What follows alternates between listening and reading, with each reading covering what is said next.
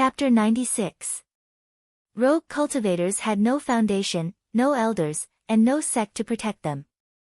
Once they entered the spirit stream battlefield, they would face danger at every step, so many rogue cultivators would form small groups. The emerging sects in the 9 regions were basically all slowly developed from such small groups.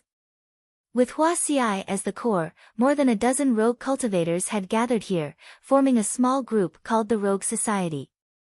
Ruan Lingyu was a little girl who didn't know much about the world, so Lu Yi only needed to ask around to understand the general strength of the rogue cultivators in the Rogue Society. Huaxi's cultivation was the highest, at the 5th order. Below her were 2 4th-order cultivators, and the rest were basically 2nd or 3rd order cultivators. There were only 11 people in total. However, because Lu Yi had been healing in his room recently, other than Huaxi and Ruan Lingyu, he only saw one other 4th-order cultivator. Such small groups could be said to be countless in the spirit stream battlefield. Compared to a real sect, they naturally couldn't be compared. Lu Yi had participated in the declaration of war between the Profound Sect and the 9 Stars Sect. Although the 2 sects were only 8th or 9th order cultivators, the total number of people dispatched by both sides was more than 1,000. If the Rogue Society were to join in, they wouldn't be able to do anything.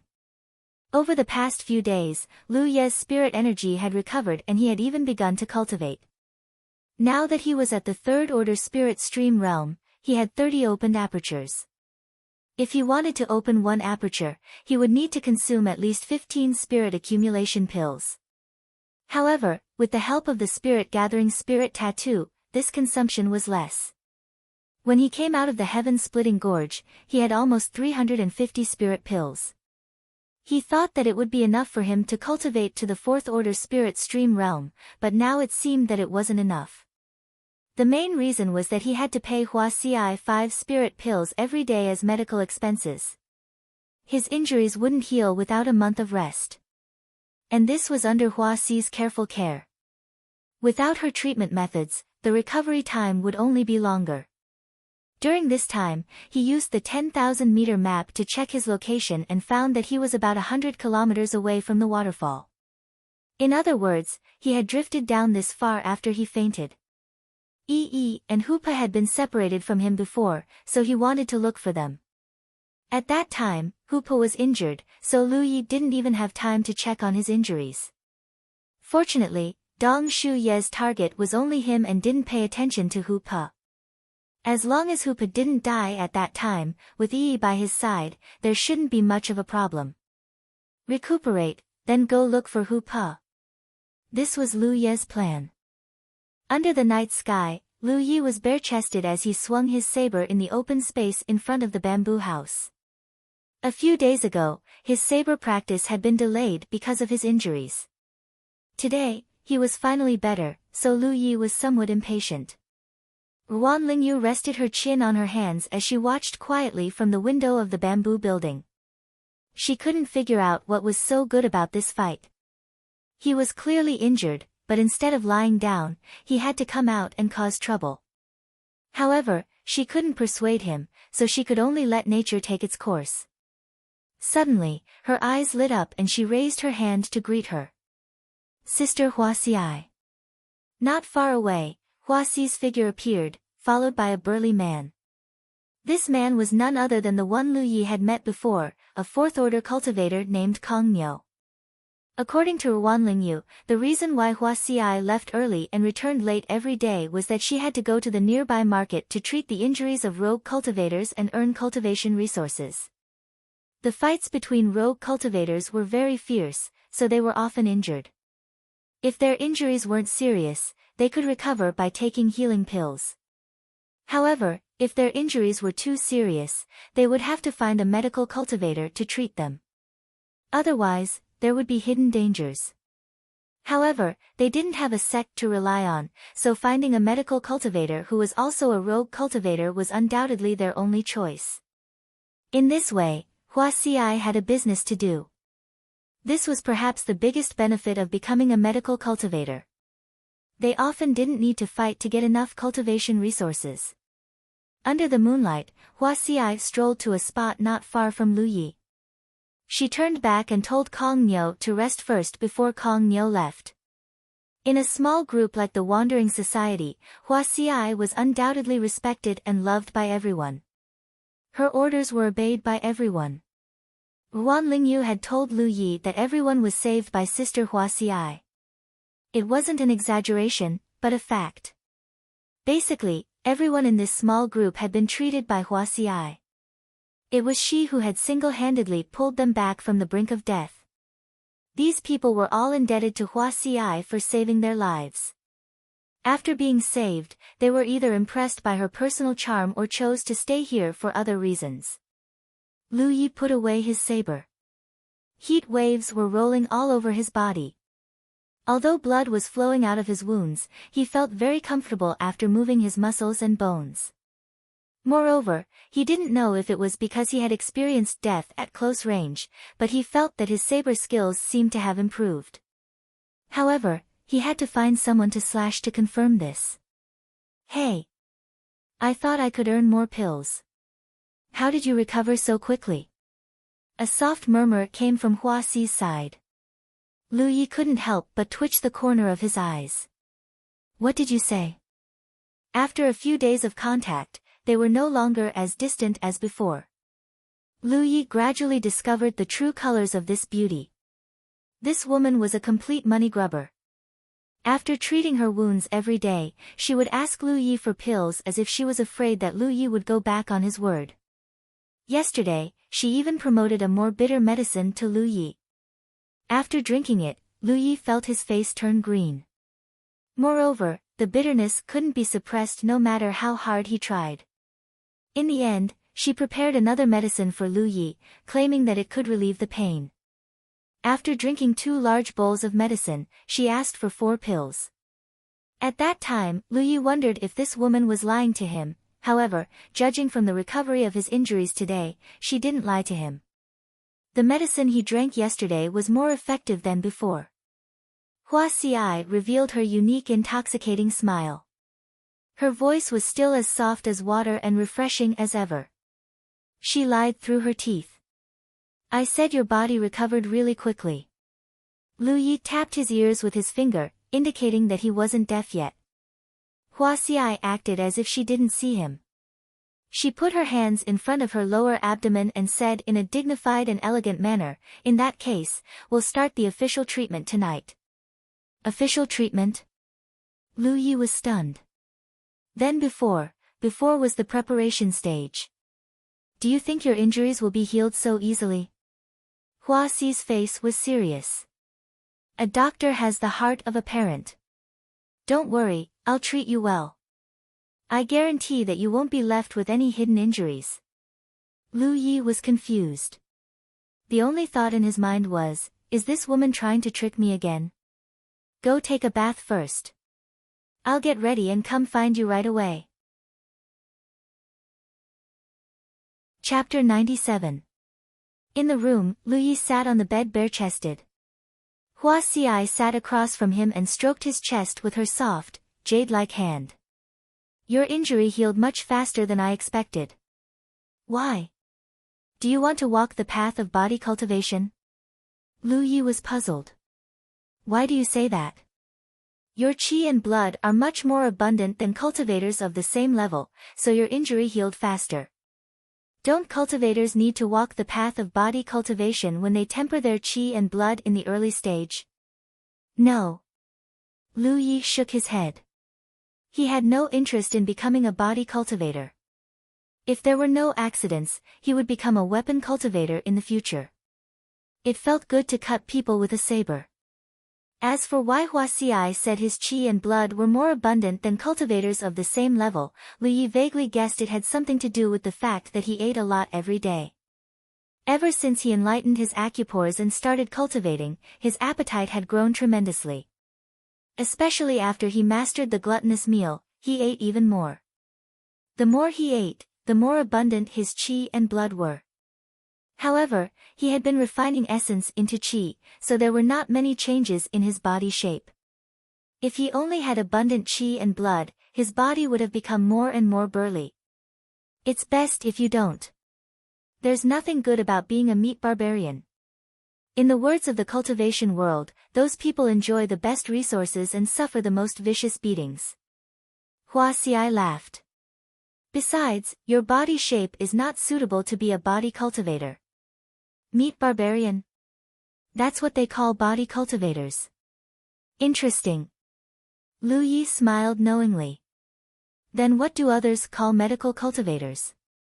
Hua Xiai pondered for a moment. Do they usually cry for their parents? Lu Yi frowned. What kind of logic is that? A doctor has the heart of a parent. Ha! Hua Xiai laughed beautifully. Lu Ye's face darkened. The image of a gentle and intellectual woman in his heart suddenly collapsed. He finally realized that Hua Xi's external appearance was just a facade. Only when he got familiar with her would he discover her true character. You've been touching my chest since just now.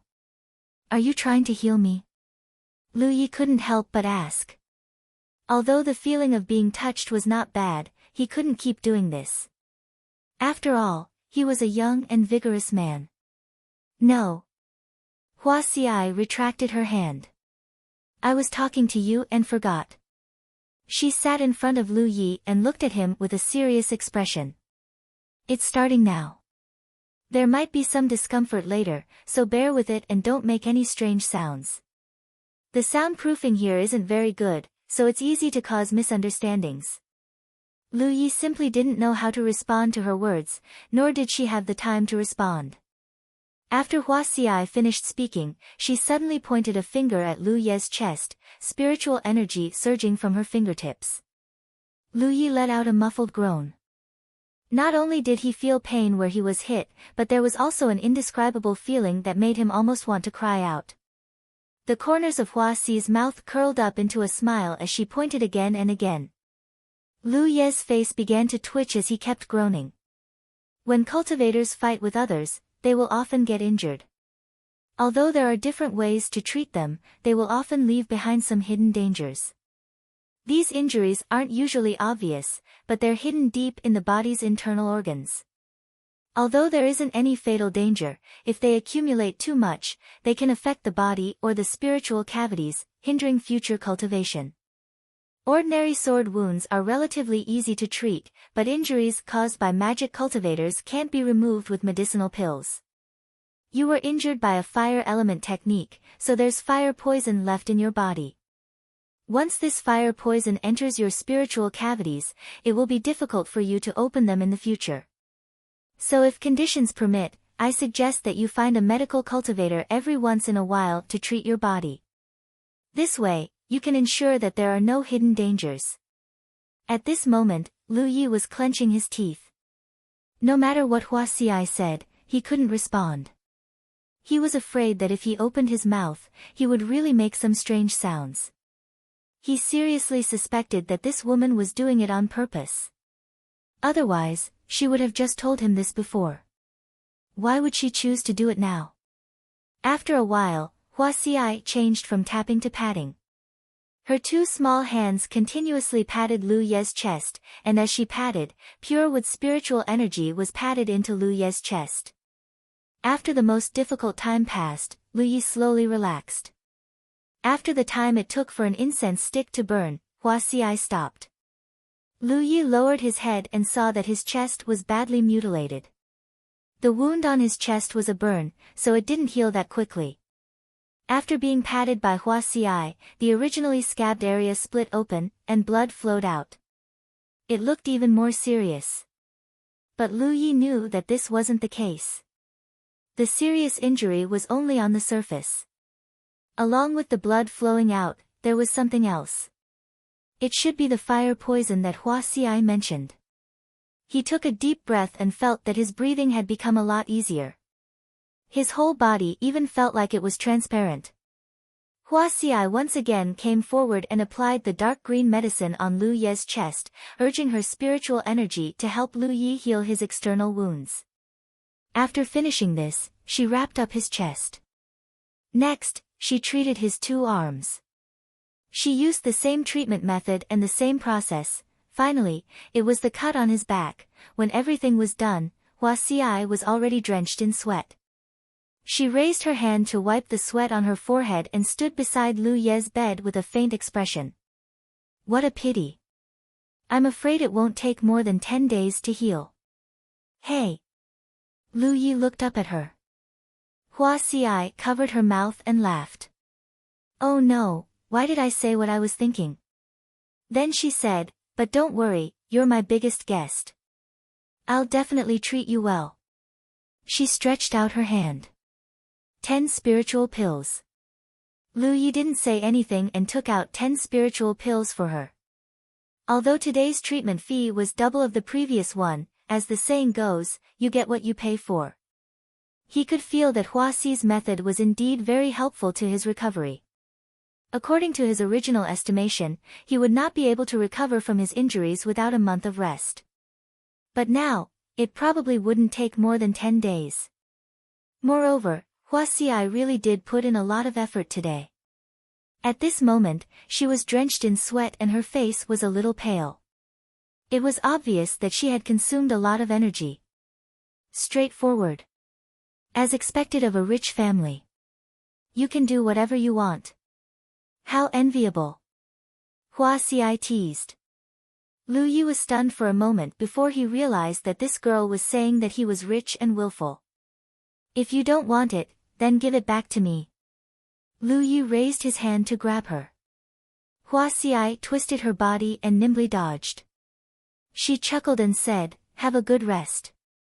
Then she walked away. Close the door. Lu Yi yelled at her back as she left. There was no response. Lu Yi got off the bed in a huff and closed the door before walking back to his room. He secretly decided to leave this damned place as soon as he recovered. Otherwise, he would die of anger sooner or later. Chapter 98. Recuperating and cultivating, the days passed peacefully. Consuming spirit pills one by one and with the help of the spirit-gathering runes, Lu Ye's speed of opening his apertures was much faster than expected. If he went all out, it would take less than 2 days to open one aperture. This efficiency was very terrifying. The gluttonous meal, a supplementary cultivation method, was of great help to Lu Yi. Hua Xiai came every night as promised. Under her care, Lu Ye's injuries recovered rapidly. Occasionally, they would chat. From her, Lu Yi unexpectedly learned a very interesting piece of information. The Jiuxing sect's base 200 miles away had been conquered by the Xian sect. Communication between cultivators was very convenient because of the battlefield imprint. As long as they added each other as friends, as long as they were in the same space, they could easily communicate. The reason why this piece of news caused such a commotion was because the Jiuxing sect's grade was clearly higher. Conquering a sect's base was not a simple matter. Every sect's base was protected by a large array. Without breaking the array, it was impossible to conquer it. Even if one broke the array, they might not be able to get what they wanted. The cultivators guarding the base were not just for show. In the outer circle of the battlefield, it was rare for a sect's base to be conquered. This was because the sects in the outer circle were not of a high grade and the cultivators' cultivation were relatively weak. Asking a group of low-grade cultivators to break the array in the base was obviously too much. It was said that the Xian sect's success this time was mainly because they used an extremely powerful spirit talisman that specialized in breaking arrays. Because of this, the Jiuxing sect suffered a huge loss. Many disciples were killed and the good things in the base were swept clean. After the Xian sect left, they burned the entire Jiuxing sect's base to the ground. When he heard this news, Lu Yi was not surprised. Since the Xian sect dared to make a move, they must have some confidence. Lu Yi rejoiced in Dong Shai's misfortune. His injuries were all caused by Dong Shai. Now that the Jiuxing sect's encampment was occupied, he could finally vent his anger, even though he did not participate. However, from Hua Xi's words, conquering the base was not what he had expected. He thought that after the Xian sect had taken over the Jiuxing sect's territory, the territory would be theirs. However, that was not the case. The Xian sect had only killed many of the Joxing sect's disciples and looted some resources. Then, they set the place on fire and left. It was similar to how Haotian Alliance had dealt with the evil Moon Valley back then. Back then, the Grand Sky Alliance had occupied the evil Moon Valley. They didn't linger around the evil Moon Valley for long and quickly retreated. That was because the evil Moon Valley was part of the Myriad Devil Ridge's territory. If they stayed there for too long, they would definitely be surrounded and annihilated by the Myriad Devil Ridge. This was the same on the battlefield. The Joxing sect would definitely have allies to help them. If the Celestial Sect of Wonders continued to stay in the encampment of the Joxing Sect of Wonders, they would only be attacked. Rather than that, they might as well take advantage of the situation and run. Hua Xiai said that the Celestial Sect of Wonders had successfully taken over the Joxing sect's encampment and had reaped great benefits. It was not as simple as just seizing some resources. There seemed to be other important benefits as well. This was because she said that in the next ranking assessment, the Celestial Sect of Wonders would definitely be promoted to the 8th rank. On the other hand, the Joxing sect would definitely fall to the 9th rank. It was impossible for the Celestial Sect of Wonders to be promoted by 1 rank just by seizing some cultivation resources. Lu Yi could not ask about this matter, so he just listened. Hua Xiai seemed to have always thought that he was a disciple of a great sect. He did not know how this misunderstanding came about. Was it because she saw him being generous? As a disciple of a great sect, it was impossible for her to not know this common knowledge. Tassel Square was a nearby market. It was no different from the other markets that Lu Yi had visited before. The scattered buildings contained the styles of various places in the 9 provinces. The largest building was the subdivision of the Heavenly Secret Business Alliance. Lu Yi could be considered a regular customer of the Heavenly Secret Business Alliance. Today, he had followed Hua Xiai and the others to this market and came here directly. There was no other reason. He did not have many spirit pills left. In the past half-month, he had paid more than 100 spirit pills to Hua Xiai alone, allowing this black-hearted woman to make a fortune. Coupled with his own daily needs for cultivation, he had used up more than half of the original 300 spirit pills. Now that he had opened 35 apertures, the remaining spirit pills were definitely not enough for him to cultivate to the 4th order spirit stream realm. Of course, he could also use the effects of the spirit-gathering spirit runes to slowly improve himself, but for him, the benefits of the spirit-gathering spirit runes were only incidental. His cultivation was still mainly based on swallowing spirit pills. After getting used to eating delicacies, how could he be in the mood to eat corn? The internal structure of the Heavenly Secret Business Alliance was almost the same. Under the guidance of a maid, Lu Yi entered a compartment and waited. As usual, he drank a few pots of spirit tea. This time, the one who came to make a deal with him was a male cultivator who looked to be about 30 years old. Lu Yi sold 4 magnetic ores this time, so he only had 6 magnetic ores left in his possession. He also dealt with the storage bags of the 9 Stars sect's young sect master and his companions. He had been carrying these 4 storage bags for some time now. 3 of them did not require much attention as there was probably nothing good inside. Lu Yi packed them up and sold them to the Heavenly Secret Business Alliance for 15 spirit stones. He had sold storage bags before, but they weren't worth much because there was a risk in opening them. Low-level cultivators didn't have anything good to begin with, so the Merchant Union usually bought them for 5 spirit stones each. Of course, he could also choose to ask the Merchant Union to open the restriction lock. What he could get from the storage bag all depended on his luck and luck. If he was lucky, he could make a fortune. If he was unlucky, he could lose everything. As for the storage bag of the 9 Stars sect's young sect master, Lu Yi could not sell it for a low price. This guy must have some good stuff. He put forward his request, and the Heavenly Secret Business Alliance naturally agreed. They did not care where the storage bag came from. They only cared about getting paid to do things. In the entire Spirit Stream battlefield, the Heavenly Secret Business Alliance was a very special existence. It did not belong to any faction. The steward of the Heavenly Secret Business Alliance invited Lu Yi to a secret room. After meeting with an old cultivator, he left. This old cultivator specialized in opening seals for people. His lock-picking skills were superb. This kind of person had a special name in the cultivation world. Lock-picking master. Lu Yi took out the storage bag of the 9 stars sect's young sect master. The old cultivator picked it up and sensed it for a moment before giving a price. Lu Yi paid without hesitation and then waited quietly. After an hour, a light flashed in the old cultivator's hand and he handed the storage bag to Lu Yi. "It's done." Lu Yi took it and did not check it. He took out the small bell-like spirit tool and said, "Old mister, please help me open the seal on this item." Chapter 99.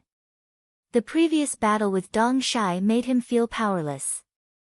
Faced with the suppression of a high-level cultivator, it was difficult for a low-level cultivator to survive.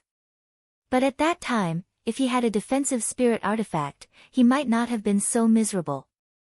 Defensive spirit runes were good, but they consumed too much spiritual power.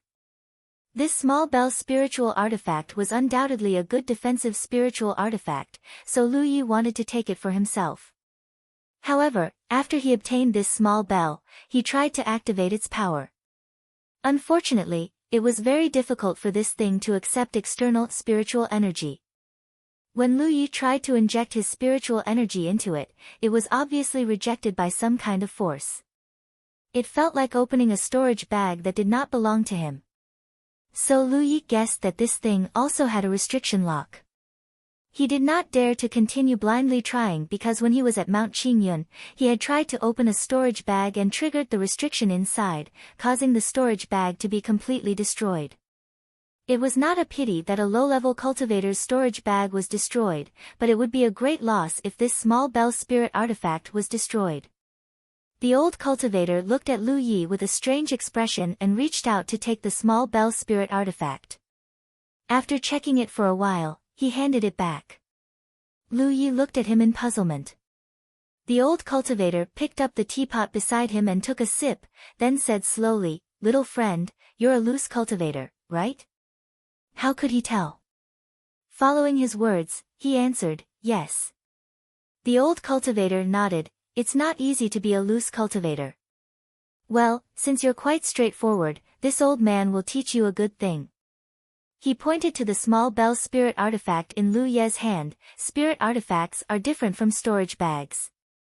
Every restriction in a spirit artifact is extremely important, which is related to the quality of the spirit artifact. So, under normal circumstances, a spirit artifact will not have a self-destructing restriction, because that will reduce the power of the spirit artifact itself, especially when the quality of the spirit artifact is not high. Although this spirit artifact of yours is not a middle-grade spirit artifact, it is still a top low-grade spirit artifact. The restrictions in it are basically defensive in nature. So, you should understand. Lu Yi carefully pondered over his words and vaguely understood what he meant. "Mister, do you mean that this spiritual artifact doesn't have a restriction lock?" The old cultivator chuckled. "The so-called restriction lock is just a name. The restriction itself is a kind of invisible lock. It's just that some restrictions, if not cleverly unlocked, will lead to some unpredictable consequences, such as breaking, self-immolation, and so on. However, most restrictions don't have such characteristics. For example, the spiritual artifact in your hand. You only need to slowly immerse your spiritual energy into the restrictions and warm them, and you'll naturally be able to control it as you wish. The reason why you can't use it now is because there are traces left behind by its previous owner." Lu Yi was stunned. Only now did he realize that he had made a mistake. After he had obtained this small bell spirit tool, he had only tried it a little before giving up, mainly because he was afraid of repeating the same mistakes. But now, it seemed that he had given up too early.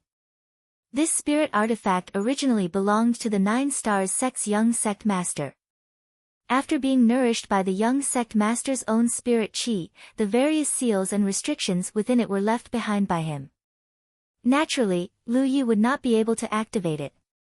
But if he could erase those traces and nourish it with his own spirit chi, he would be able to make it his own.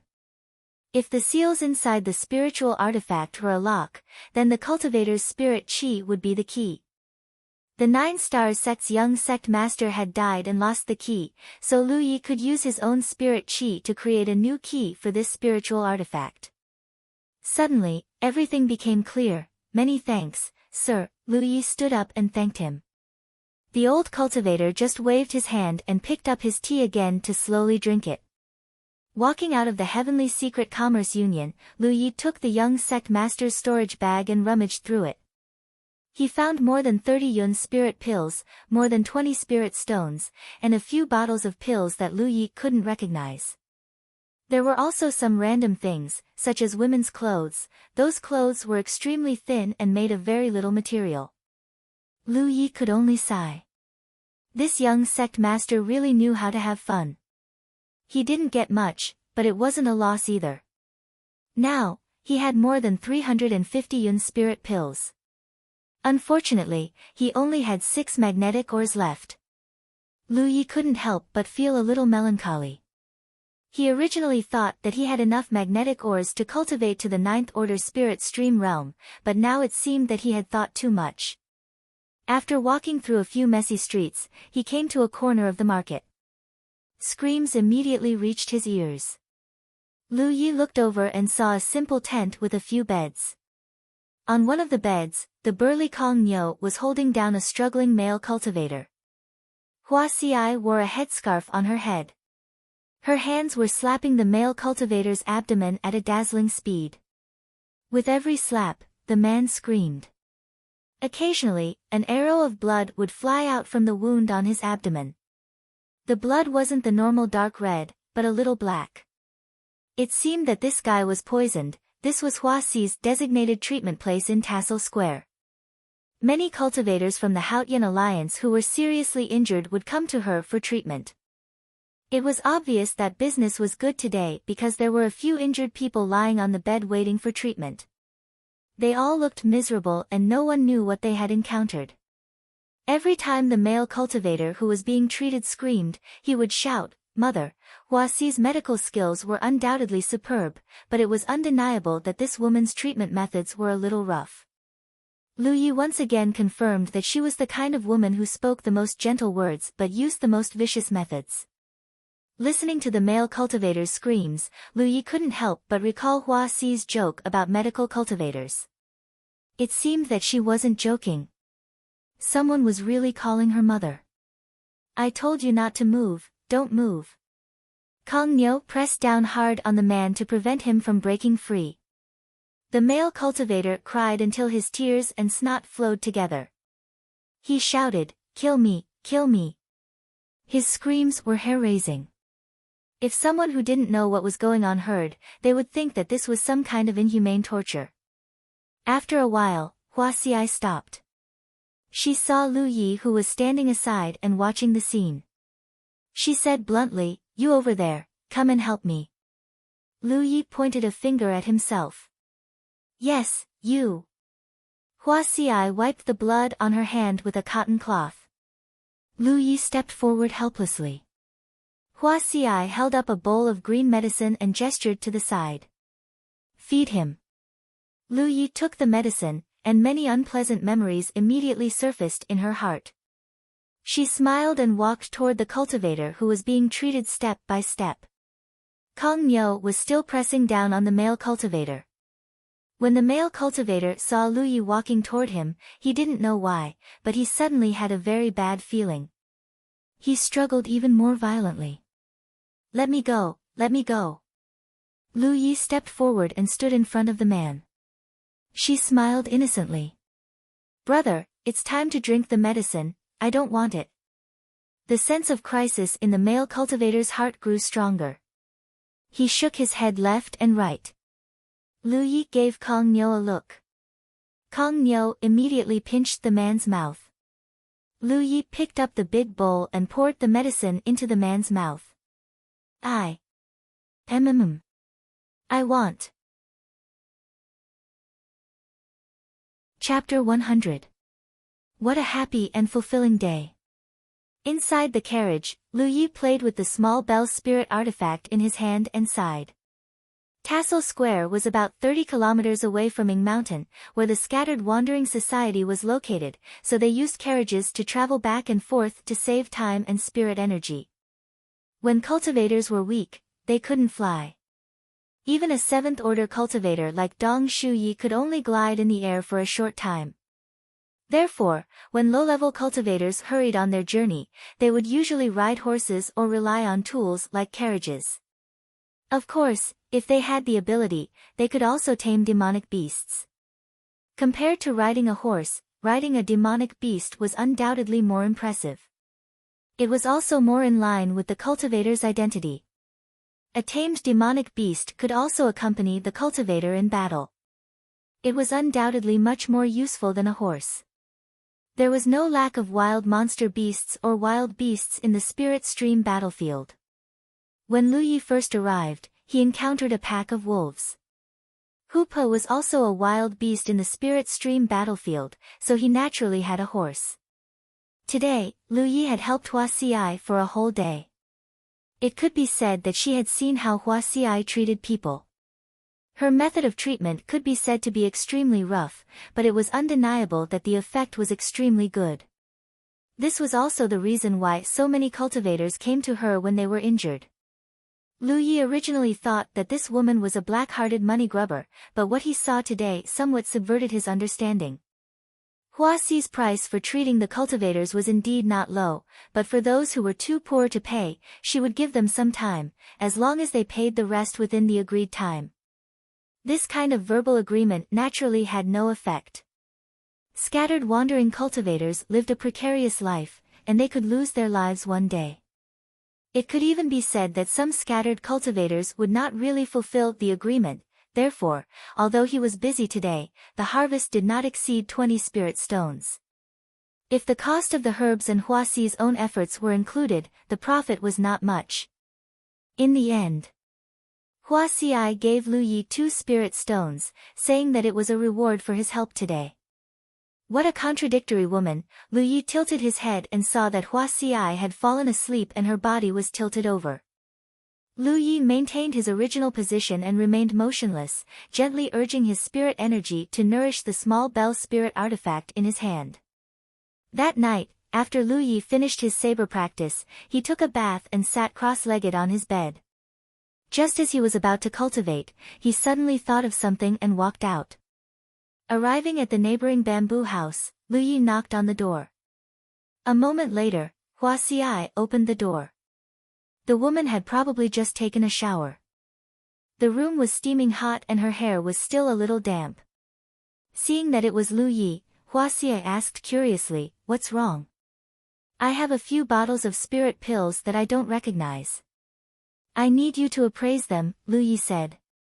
From the storage bag of the 9 Stars sect's young master, not only did he obtain Yun's spirit pills and spirit stones, there were also a few bottles of spirit pills that he had never seen before. Hua Xiai was a medical cultivator, so she should be well versed in the Tao of medicine. Upon hearing Lu Ye's words, she stepped aside and said, "Come in." Lu Yi walked in and looked around. The furnishings in this room were similar to his. Everything was very simple. It seemed that Hua Xiai was not a very particular person. "What kind of pill?" Hua Xiai casually tied up her long hair and extended her hand to let Lu Yi take a seat. Lu Yi took out the bottles of pills. Hua Xiai picked up a bottle, opened it, and poured out a pill from it. First, she observed it carefully, then put it on the tip of her nose and sniffed it. Frowning, she said, "This is a 5-poison pill. If taken by someone below the 5th-order spirit stream realm, the worst-case scenario would be death." She put down the pill with a look of disgust and picked up another bottle. A moment later, she said, "This is an aperture-burning pill, a poisonous pill that specifically targets the spirit aperture. It is extremely vicious. If taken by mistake by someone in the spirit stream realm, their spirit aperture will definitely be damaged." Bottle after bottle, it was either a poisonous pill or some kind of dishonest pill. Lu Yi despised it in his heart. That 9 stars sect's young master was really not a good thing. Hua Xiai picked up the last bottle and couldn't help but look at Lu Yi. Where did you get these things? Spoils of war. Lu Yi replied. Hua Xiai understood. The last pill was a strange pink, and after taking it out, it emitted a sweet fragrance. Hua Xiai couldn't help but be startled.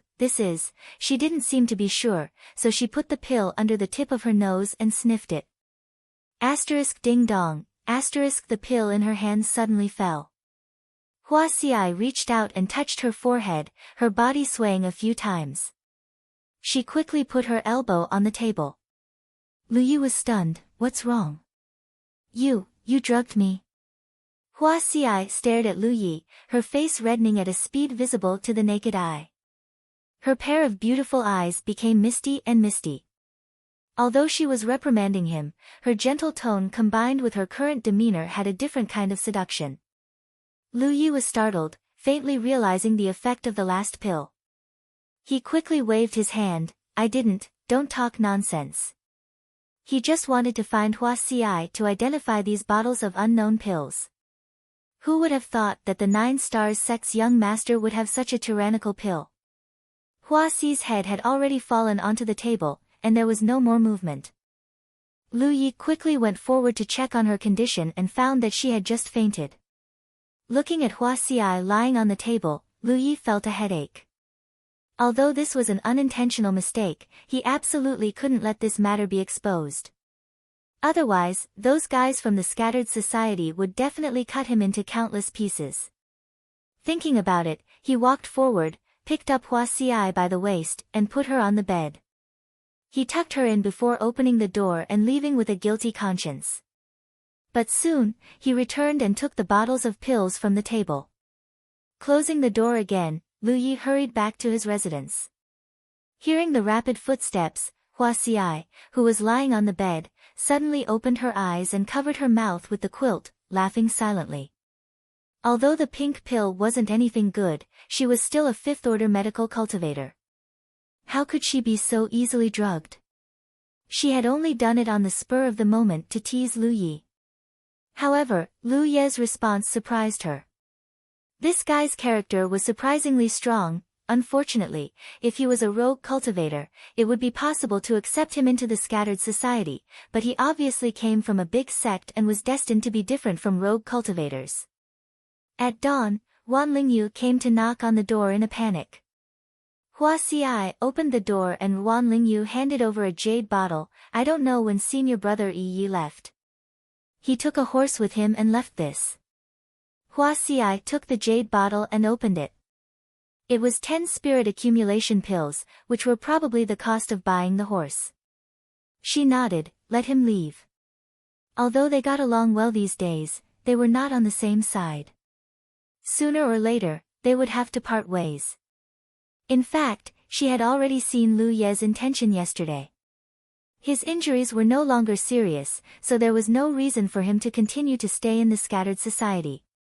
So, Hua Xiai wasn't surprised by this result. Wan Lingyu was a little disappointed. There weren't many people in the scattered society because Hua Xiai had very strict requirements for accepting members.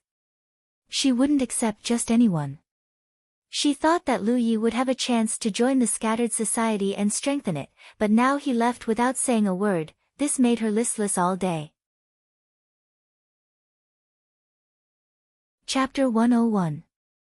The horse galloped. Lu Ye's figure was like a pillar, sitting steadily on the horse's back. He had never ridden a horse before, but he had ridden a tiger before. Hu Po's run was much more bumpy than this, so the current situation did not affect him at all. After half a month of recuperation, his injuries were almost completely healed. Lu Yi had planned to say goodbye to Hua Xiai today, but after the blunder last night, he didn't know how to explain it to the sober Hua Xiai, so he simply left. He wanted to find Yi and Hu Po. Half a month ago, when he was chased by Dong Shai, Hu Po played a big part in his escape. If it hadn't carried Lu Yi all the way, Lu Yi wouldn't have had the chance to cross the flat plains. When they separated, Hu Po was already injured. Lu Yi didn't know how serious its injuries were, and he didn't even know whether it was alive or dead, but no matter what, he had to confirm it himself. Following the river upstream, Lu Yi sat on the horse's back and refined spirit pills while circulating his spirit energy to nourish the small bell spirit tool. A day later, he looked at the rushing waterfall and dismounted, patting the horse with his scabbard. The horse was startled and quickly ran away, disappearing without a trace. After entering the mountain, the horse was useless, so he could only let it go. At the bottom of the waterfall was a huge pool of water. The water rumbled as it fell into the pool. Lu Yi had jumped down from the top of the waterfall and fell into the pool. If he wanted to find Hu Pe, he had to return to the top of the waterfall. Just as he was looking around, he suddenly heard a splash. When he turned his head to look, he saw a person emerge from the pool. That person also saw Lu Yi and immediately showed a vigilant expression. In the spirit stream battlefield, most cultivators who didn't know each other would react in this way. This was because no one knew which side the other belonged to. Under the premise that both sides were equal in strength, they wouldn't easily reveal which side they belonged to. Looking at that person, Lu Yi remembered that when he jumped into the pool, there was another person under the water who seemed to be collecting something. However, that person was unlucky and was cut into several pieces by Dong Shai's golden lightning slash, allowing Lu Yi to escape. Coming here today, he saw another person. From the looks of it, there was indeed something useful for cultivators under the water, otherwise, there was no reason for so many people to come here. The man slowly came ashore, staring at Lu Yi. The other party was just a third-order cultivator, so Lu Yi didn't care much about him. He then looked at the top of the waterfall and said, "Fellow Taoist, if I want to go up, which way should I go?" On both sides of the waterfall were steep cliffs, and there didn't seem to be anywhere to climb. The man stared deeply at Lu Yi for a while before pointing in a direction. 10 miles away, there's a place up the mountain. Lu Yi nodded, "Many thanks." Then he walked in the direction the man pointed. As they brushed past each other, the man's expression was tense. It wasn't until Lu Ye's figure disappeared from his sight that he slowly relaxed. Half a day later, Lu Yi returned to the top of the waterfall. He went back in the direction he came from and investigated along the way. Dong Shu Ye's 7th-order dermic technique was extremely powerful, so there were still traces of him being hunted down along the way.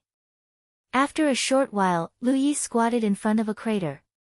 This crater had been created by a large fireball, and the surrounding trees had been burned to ashes. Back then, he had parted ways with Hu Pe here. Recalling the scene at that time, he slowly walked to a spot a few dozen meters away. He didn't see any bones, which made Lu Yi feel relieved. It seemed that Hu Pe wasn't dead. There was a large patch of dried blood on the ground, which extended in one direction, and that direction actually led to the location of the waterfall. Lu Ye's heart was heavy, as if he had seen the scene at that time. At that time, he had been sent flying off the tiger's back by Dong Shu Ye's dermic technique, and Hu Pe had also fainted. He didn't have time to check Hu Pe's injuries before fleeing. In his opinion, Dong Shu Yi had specifically come to find him. If he continued to stay with Hu Pe, he would die. If they separated, Hu Pe would still have a chance to survive. But after Hu Pe woke up, he actually followed the traces on the road and chased after him. Obviously, he wanted to find him. Following the faint traces of blood on the ground, he really came to the waterfall. There was a large pool of black blood on the ground. Hu Pe had obviously stayed here for a while. Although he had caught a glimpse of the blood here when he came over, he didn't pay much attention to it because he thought it was his own blood. Only now did he know that it was Hu Pe's blood. Lu Yi continued to follow the traces of blood. He didn't have any experience in this area.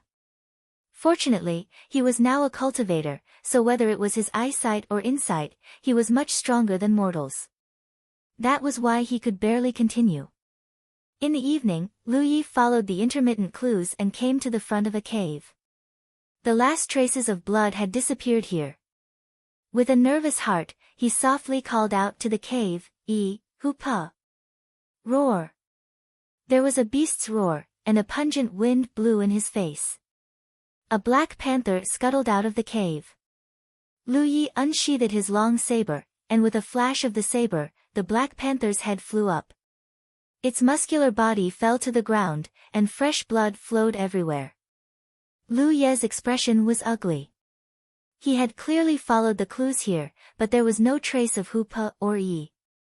Instead, a black panther had appeared. This gave him a bad feeling. If Hoopa didn't come here on his own, then he might have been dragged here by some other ferocious beast. He put away his long saber and stepped into the cave. Gathering spiritual power in his eyes, he saw a pile of bones at the bottom of the cave. This made his already bad feeling even worse. He walked forward with heavy steps and squatted in front of the bones to carefully examine them. A moment later, Lu Yi sighed in relief. These weren't Hoopa's bones. Hoopa's skull was a bit bigger. At this moment, it was getting late, so it was already impossible to continue investigating. Lu Yi could only rest here for the night. What he could be sure of now was that Hoopa hadn't died at that time and had come to this cave. The bloodstains along the way were the best proof. However, it should have left soon. As for where it went, he could only wait until tomorrow to carefully investigate.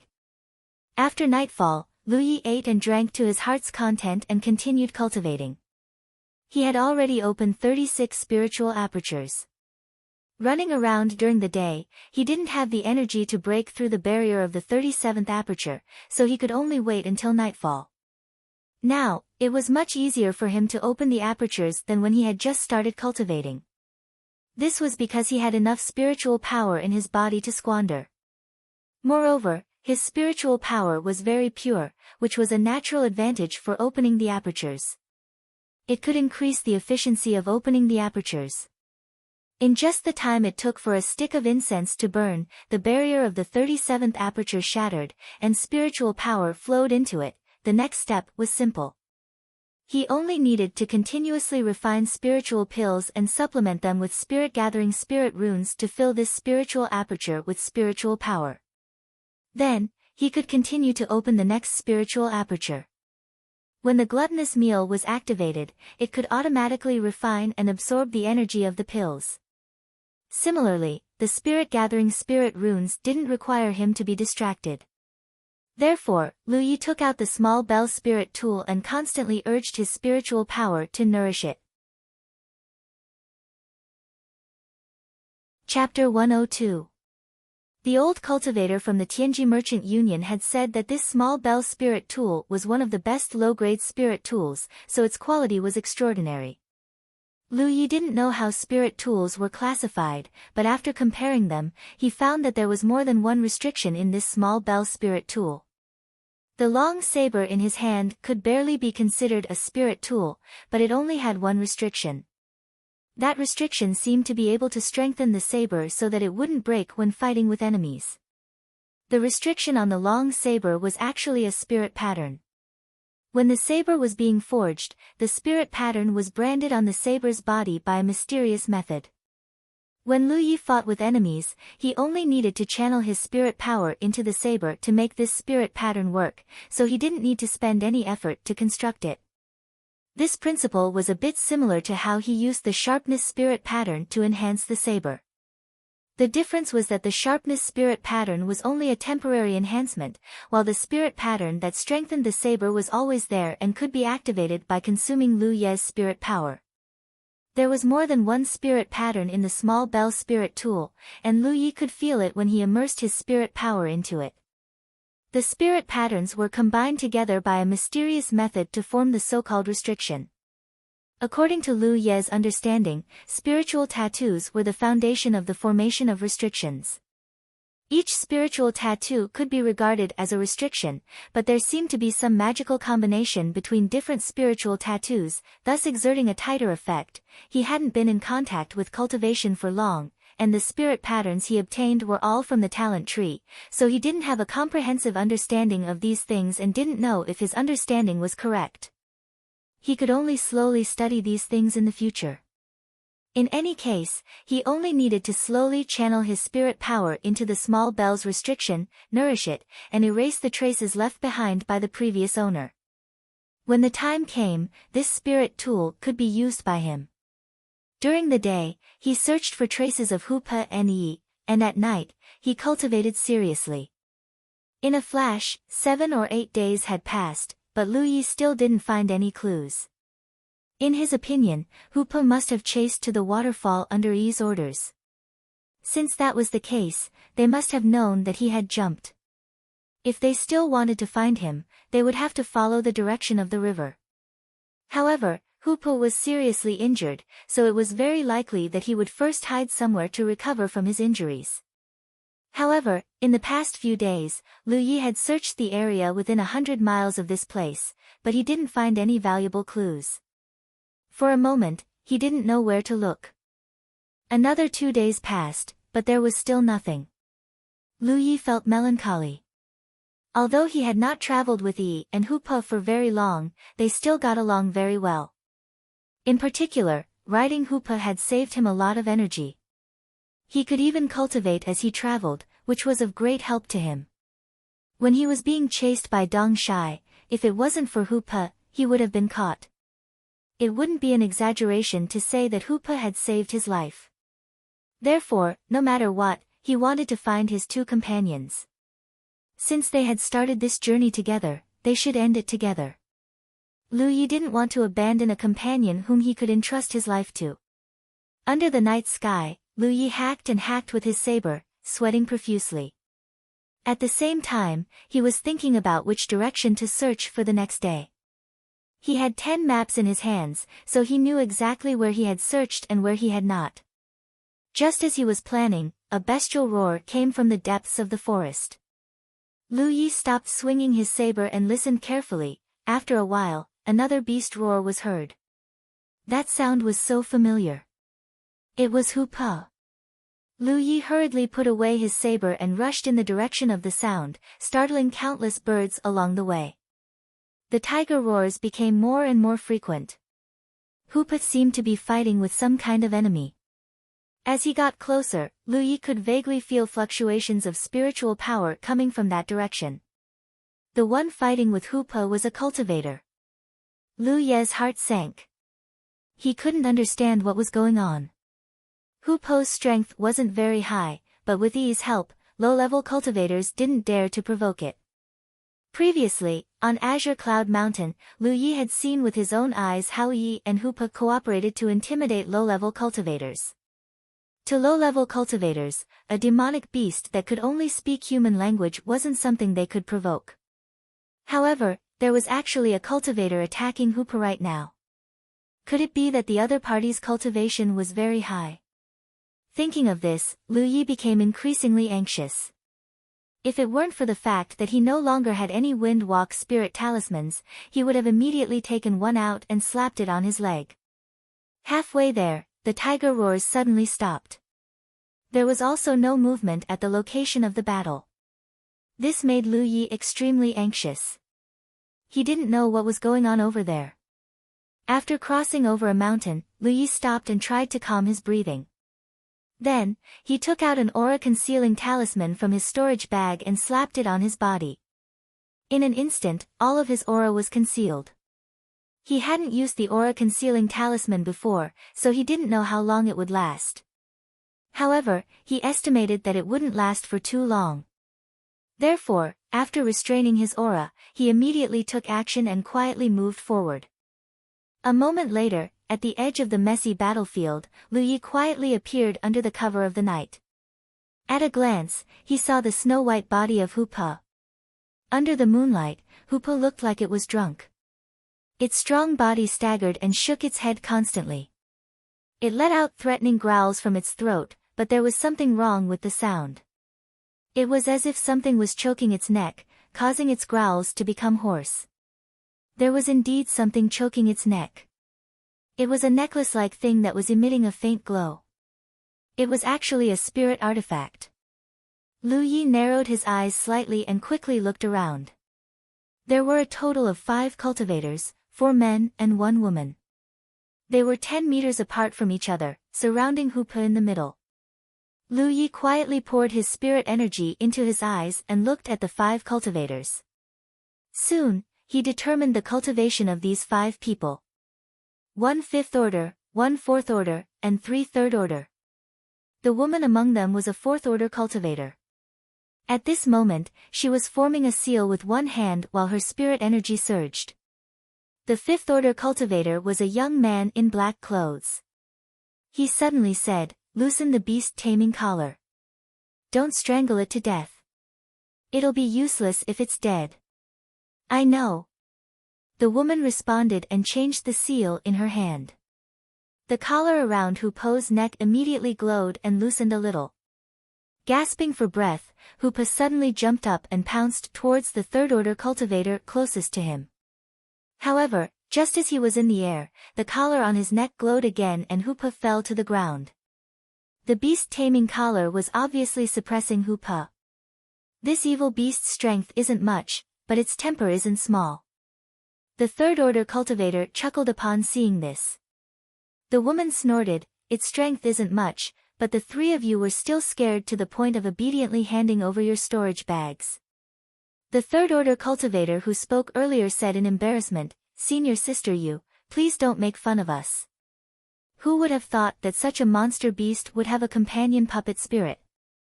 When these 2 fellows work together, it's very scary." Another 3rd order cultivator nodded vigorously, "Yes, yes." At that time, junior brother Xiong was so scared that he almost peed his pants. "Bullshit." The last 3rd order cultivator spat out. "I didn't." Senior sister Yu chuckled, "Senior brother Zhou's eyes are really sharp." After hearing about this matter, you realized that something was wrong. Otherwise, I'm afraid that you would have missed out on such a strange beast. With such weak strength, it has a companion puppet spirit. If it was properly raised, who knows how far it could grow. Chapter 103. Listening to the conversation between the cultivators, Lu Yi gradually understood the whole story. Just as he thought, after he fell into the water and disappeared, Yi and Hoopa went to find a place to heal their wounds.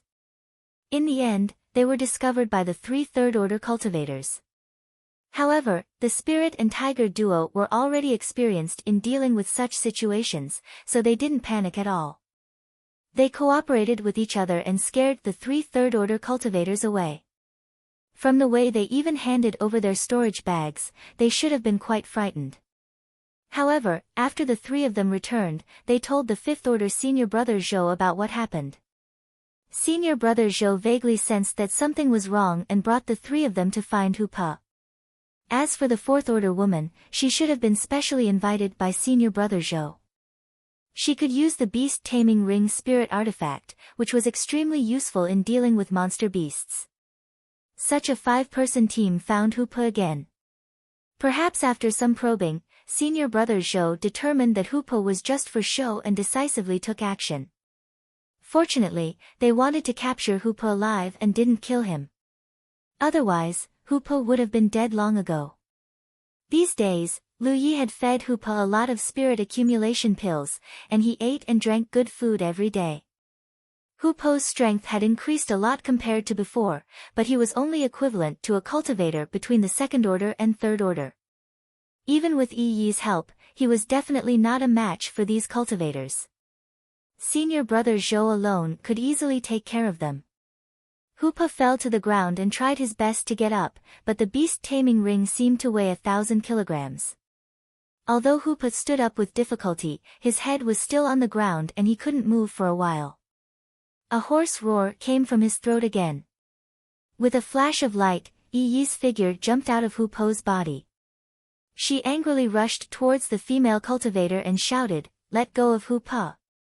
Seeing Hoopa suffer, even though she knew that her appearance was like a moth flying into a flame, she couldn't bear it anymore. However, just as she rushed out a few steps, her expression froze. Her eyes were filled with surprise, as if she had seen something. In the next moment, she hurriedly turned back and rushed into Hoopa's body, disappearing from sight. Senior brother Zhou had already flashed over swiftly with the intention of repelling this companion puppet spirit. Unexpectedly, the companion puppet spirit had actually returned, causing him to be completely bewildered.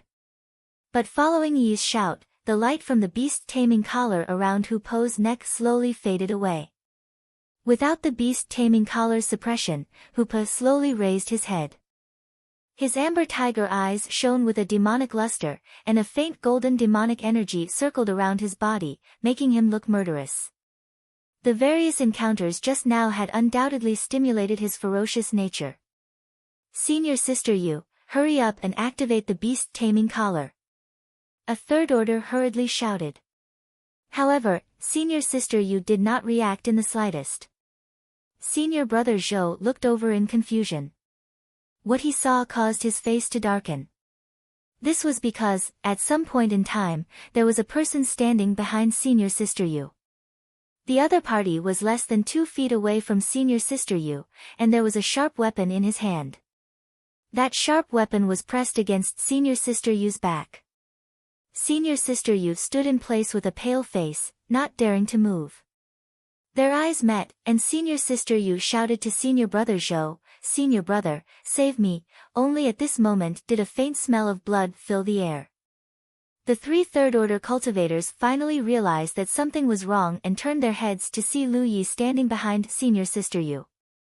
One of them shouted, "Who are you? Release Senior Sister Yu, or my serene cloud mountain will not let this matter rest." As he shouted, he pushed his spirit energy to investigate the aura around Lu Ye's body, but he found nothing. There was no aura at all. His heart thumped as he wondered if Lu Yi was using some kind of spirit artifact to cover up his aura or some kind of spirit talisman.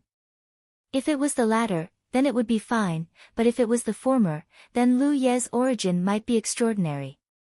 Just as he was feeling suspicious, Senior Brother Zhou ground his teeth and cursed, "Idiot, shut up." Before the third-order cultivator could figure out why Senior Brother Zhou scolded him, Lu Yi, who was standing behind Senior Sister Yu, showed a look of relief. Serene Cloud Mountain, he had seen this force on the map before. It was a 9th-grade sect that belonged to the Myriad Demon Ridge camp. Originally, he wasn't sure which camp these people belonged to, but they used the name of their sect to scare him, which was obviously a big mistake. The reason why Senior Brother Zhou scolded them was because of this. When 2 unfamiliar cultivators met, it was extremely unwise to rashly expose one's identity before figuring out which camp the other party belonged to. This third-order cultivator was obviously inexperienced on the battlefield and had never been beaten by the cultivation world. Lu Yi originally had some misgivings about how to deal with them if they were from Grand Heaven Alliance, but even if they were from the same camp, if he jumped out and told them that Hu Po was his, they would most likely ignore him. So, no matter which camp the other party belonged to, Lu Yi had to subdue one of them first. Only then would he have the qualifications to talk to them. The reason why he chose Senior Sister Yu was because she was concentrating on the beast-taming ring, so he had the highest chance of success if he launched a sneak attack. As for Senior Brother Zhou, he was a 5th-order cultivator. There was a difference of 2 orders between them, so Lu Yi didn't have much confidence. Lu Yi didn't put his saber on the other party's neck because there were too many uncertainties. The other party was a 4th-order cultivator, so he might have a way to escape. Therefore, he stealthily snuck behind Senior Martial Sister Yu and decisively stabbed her in the back. He placed one hand on her shoulder, and the tip of the long saber was only 2 inches away from her heart. If the other party wanted to live, they wouldn't dare to act rashly.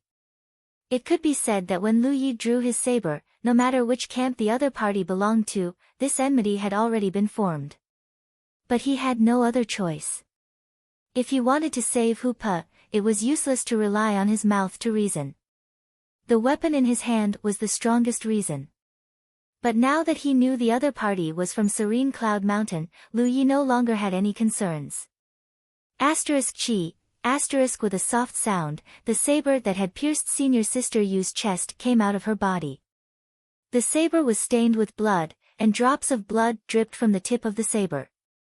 Senior Sister Yu's pupils shrank and dilated as she reached out to grab Senior Brother Zhou, shouting, "Senior brother, Save, Lu Yi kicked her in the back and pulled out his saber, kicking her towards senior brother Zhou. Senior brother Zhou's cultivation was the highest, so his reaction was also the fastest. Almost at the same moment Lu Yi made his move, he pulled out the sword at his waist. The soil under his feet flew up as he rushed towards Lu Yi, his body releasing a bright light. His eyes were bloodshot as he grit his teeth and shouted, "You court death." He really didn't expect this person to directly kill senior sister Yu. This kind of decisiveness made his heart go cold. His forward momentum was interrupted by senior sister Yu, who was rushing towards him. He hurriedly caught her, but before he could check whether she was dead or alive, a shadow covered her. Senior martial brother Zhou raised his head and looked. The last thing that entered his eyes was a large spinning bell. The spirit aura on the surface of the large bell converged into a belt of light that revolved around him. It descended from the sky and enveloped him tightly. Chapter 104. The spirit artifact that trapped senior brother Zhou was the small bell Lu Yi obtained from the 9 Stars sect's young master. He had been nourishing it with his own spirit chi these days and it was quite effective. Although he hadn't completely refined the seal on it, he could at least display some of its power. The power of this spirit artifact could trap enemies, which was how Yi had been trapped back then. As for its other powers, Lu Yi couldn't display them for the time being. The change was extremely sudden. In the blink of an eye, senior sister Yu was killed, senior brother Zhou was trapped, and only 3 third-order cultivators were left. Before they could even react to what had happened, Lu Yi had already charged towards the person closest to him with his blade in hand. That person kept retreating and hurriedly pulled out his weapon to meet the enemy, but Lu Yi had already brushed past him. This third-order cultivator suddenly froze in place and his body swayed slightly before he fell to the ground, quickly dyeing the ground red with blood. Although they were both third-order cultivators, how could he block a saber enhanced with sharpness? One was premeditated, while the other reacted hastily. Life and death were decided in the moment they met. Lu Yi had already arrived in front of the second third-order cultivator. This one seemed to be the junior brother Xiong who had almost wet his pants after being frightened by Hupa and Yi. He had a little more time to react, but in the face of a vicious person like Lu Yi, he had completely lost the courage to resist. He waved his weapon wildly and retreated in panic, shouting, "Don't come over." However, this couldn't delay his death. Lu Yi rushed in front of him and slashed out with his saber. Junior brother Xiong instinctively raised his weapon to block in panic. At the same time, his weapon glowed faintly. Surprisingly, this was also a low-grade spiritual weapon. Low-grade spirit weapons like this were generally branded with spirit patterns of strengthening nature. This was because low-level cultivators fought in close combat. If the weapon was stronger, it would undoubtedly be able to last longer. Otherwise, if the weapon was destroyed in the middle of the battle, then the cultivator could only wait for death. When the 2 spirit artifacts were about to collide, Lu Ye's wrist flicked and his saber missed his opponent's block and slashed down diagonally.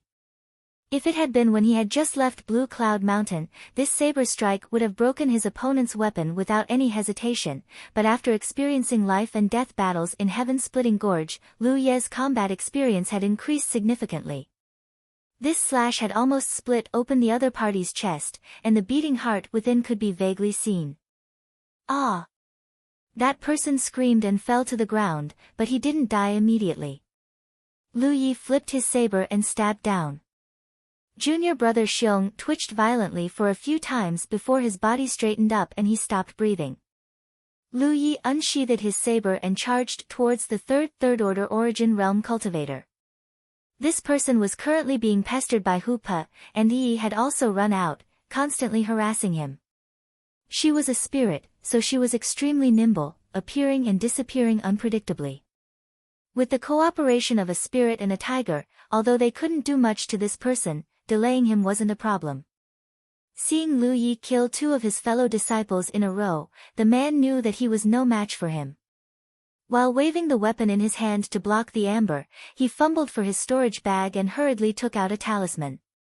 Just as he was about to use the talisman, Lu Yi had already arrived in front of him and swung his saber. The hand holding the talisman was severed at the wrist. The severed hand fell to the ground, blood splattering everywhere, and a scream rang out before coming to an abrupt end. Lu Ye's saber had accurately pierced the other party's mouth and passed through his head. With a twist, the other party's vitality was crushed. Hoopa gasped for breath on the side, and Yi rushed over in surprise. Lu Yi. Lu Yi smiled at her, but before he could speak, a loud bang rang out not far away. Lu Yi turned his head and saw the surface of the spirit bell flickering with light. The bell, which was originally only the size of a water tank, had expanded significantly. After all, he hadn't completely refined this spirit bell and could only display some of its power to trap enemies. Moreover, it couldn't trap enemies for long. Senior brother Zhou was a fifth-order spirit stream realm cultivator, so he definitely wouldn't just sit there and wait for death. Under his wanton destruction, the time it could trap enemies was even shorter. If Lu Yi didn't take back the spirit bell, this spirit artifact would soon be destroyed. The external defense of this bell was stronger. After all, it was a life-saving spirit artifact. Relatively speaking, it was easier to destroy it from the inside. Take Hoopa further away. Lu Yi hurriedly ordered. Hoopo's injuries had not yet healed, and after being besieged by Serene Cloud Mountain's group, his snow-white fur had been dyed red, and with his strength, he wouldn't be able to participate in the following battle. Yi didn't waste time and just worriedly warned Lu Yi, "Be careful." She took Hoopa a little further away, but kept her eyes fixed on Lu Yi. Once the situation turned bad, she and Hoopa would swarm forward and play as much of a role as possible. Lu Yi nodded and quickly ran towards senior brother Zhou, stretching out his hand halfway and causing the spirit bell to immediately fly up, shrink, and fall back into his hand. At the same time as he put away the spirit bell, he leapt up high and slashed down with his saber. Senior brother Zhou had just broken free when a bright saber light appeared in front of him. The long sword in his hand lightly floated forward and struck Lu Ye's saber. Lu Ye's figure became unstable for a moment, and not only was his attack broken, he was also sent flying backwards. Senior brother Zhou took advantage of this opportunity to press forward, his long sword stabbing out repeatedly. Although his offensive wasn't fierce, it was continuous, forcing Lu Yi to retreat again and again. This was the first time Lu Yi had encountered such an enemy. In the past, when he killed people, his saber was fast, accurate, and ruthless, either breaking his enemy's weapon or cutting their body in half. Even the fourth-order origin realm masters of 9-star sect couldn't withstand a few slashes from his saber. But this senior martial brother Zhou's swordsmanship was so good that Lu Yi didn't know how to use his saber for a moment. Not only were his hurried saber moves blocked by the opponent, he didn't manage to injure him. Instead, he took advantage of the situation and left several wounds on his body. Lu Yi also urged his defensive spirit inscription to defend himself, but his opponent's long sword was like a snake, drifting erratically, always avoiding his body, causing him to waste some of his spirit chi. Unless he activated a spirit inscription that could completely block in front of him, there was no way he could defend himself. However, if he really activated such a spirit inscription, not to mention the huge consumption, Lu Yi wouldn't be able to attack. This kind of battle was completely different from his previous battle with Luo Ji. Luo Ji was a spirit Dao cultivator, so his spirit inscriptions were always traceable, so Lu Yi could block them. Senior brother Zhou was a close combat weapon cultivator, so the angle of his sword was difficult to judge. Therefore, even if Luo Ji was almost equivalent to an ordinary fifth-order cultivator, the feeling he gave Lu Yi was completely different. He could defeat Luo Ji, but he was definitely not this senior brother Zhou's opponent. After retreating several dozen meters, his opponent's attacks became more and more intense.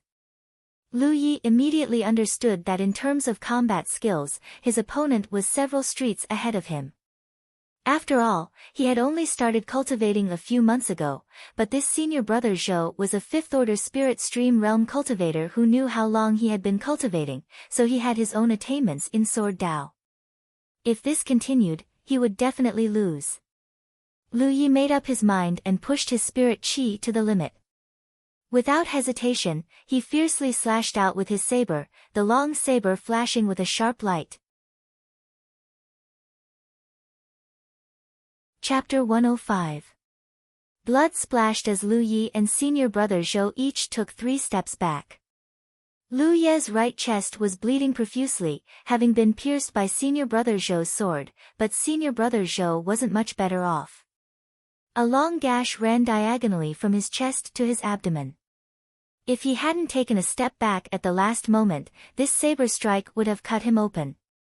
He had naturally seen Lu Ye's saber strike, but the reason he hadn't completely avoided it was because he had full confidence in his body-protecting spirit chi. Before, Lu Yi had used his aura-concealing talisman to conceal his figure and aura, so the people from Serene Cloud Mountain couldn't see through his depths, but now that he had attacked, it was impossible to hide his spirit chi fluctuations. Third Order Spirit Stream Realm. The moment senior brother Zhou broke free from the spirit bell, he judged Lu Ye's cultivation. Yang Kai was a 5th Order Spirit Stream Realm cultivator, 2 minor realms higher than Lu Yi, so his body-protecting spirit chi was naturally stronger, so Yang Kai was confident that even if he was struck by Lu Ye's saber, it wouldn't be a big deal. On the other hand, if he were to stab Lu Yi with his sword, Lu Yi wouldn't fare so well. If he hadn't always been cautious, when Lu Ye's saber struck, he wouldn't have even taken a single step back. This single step had allowed him to narrowly avoid death. The long blade slashed at his protective spiritual energy and was only stopped for a moment. Then, it broke through the protective spiritual energy and injured him. Senior brother Zhou pulled away from Lu Yi and looked down at his injuries, finding it hard to believe that his body-protecting spirit chi was so fragile. The spirit artifact in his opponent's hand seemed to be unimaginably sharp. Only now did Yang Kai have time to look around and was shocked to find that his junior brothers and junior sisters were all lying in pools of blood, dead. Only he and Lu Yi were left here, while the big tiger was not far away, eyeing them covetously, roaring back and forth as it paced back and forth. Senior brother Zhou's eyes twitched violently. He had been trapped in that spirit artifact for only 10 breaths of time. His junior sister Yu had been killed before, but the remaining 3 junior brothers were all 3rd Order Spirit Stream Realm cultivators. How could a lone junior brother kill all 3 of them in 10 breaths? Even senior brother Zhou had been wounded. Where did this monster come from? Anger and sadness welled up in his heart and his eyes turned red as he grit his teeth and roared, "Third Order, a trivial Third Order." Lu Yi didn't know what he wanted to say, but he wasn't in the mood to listen. His opponent's sword pierced through his chest, making it difficult for him to breathe. This battle couldn't be dragged on for too long. Therefore, when senior martial brother Zhou was still shrouded in grief and indignation, he had already rushed forward. Senior martial brother Zhou gritted his teeth and cursed.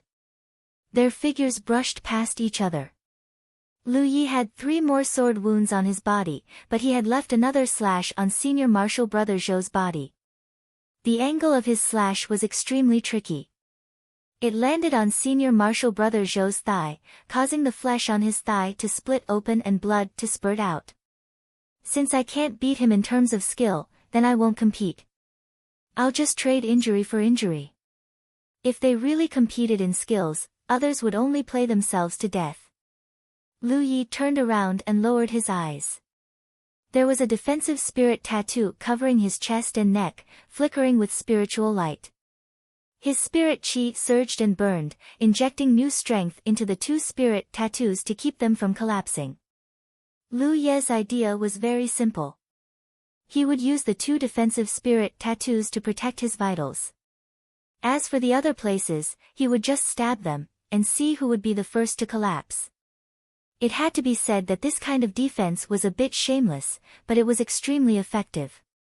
Because just now, senior brother Zhou had indeed thrust his sword at his chest, but that fatal strike was blocked by the Imperial Guard. It was also because of that flaw that caused senior brother Zhou's thigh to be cut by Lu Yi. It wasn't that Lu Yi didn't want to activate more and bigger spirit tattoos, but the consumption of these defensive spirit tattoos wasn't small. He wouldn't be able to maintain them for a long time. He had to ensure that he could kill Senior Martial Brother Zhou before his spirit chi ran out. Otherwise, he and Hupo would both die. 2 defensive spirit tattoos were barely enough to protect his vitals. You motherfucker. Senior Martial Brother Zhou cursed again, looking flustered and exasperated. As he spoke, he took out a spirit talisman from his storage bag and slapped it on his body. It was the golden body talisman. In the blink of an eye, he was enveloped in a thick layer of golden light. But that wasn't all. He took out another spirit talisman and threw it at Lu Yi. As a 5th-order spirit stream realm cultivator, he naturally had a few life-saving spirit talismans on him. Normally, he would be reluctant to use them, but now, he had no choice but to use them. After exchanging 2 blows, Senior Martial Brother Zhou realized that this 3rd order who had popped out of nowhere was not to be trifled with, especially the spirit artifact saber in his hand. It was so sharp that Senior Martial Brother Zhou couldn't block it with just his protective spirit chi. Lu Yi was already rushing forward, but when Senior Martial Brother Zhou threw out his spirit talisman, he had no choice but to stop. A small bell spun and grew to the height of a person, standing between him and Senior Martial Brother Zhou. The power of the spirit talisman hit the spirit bell with a crackling sound. Lu Yi took advantage of the momentary distraction provided by the spirit bell to attack from the side.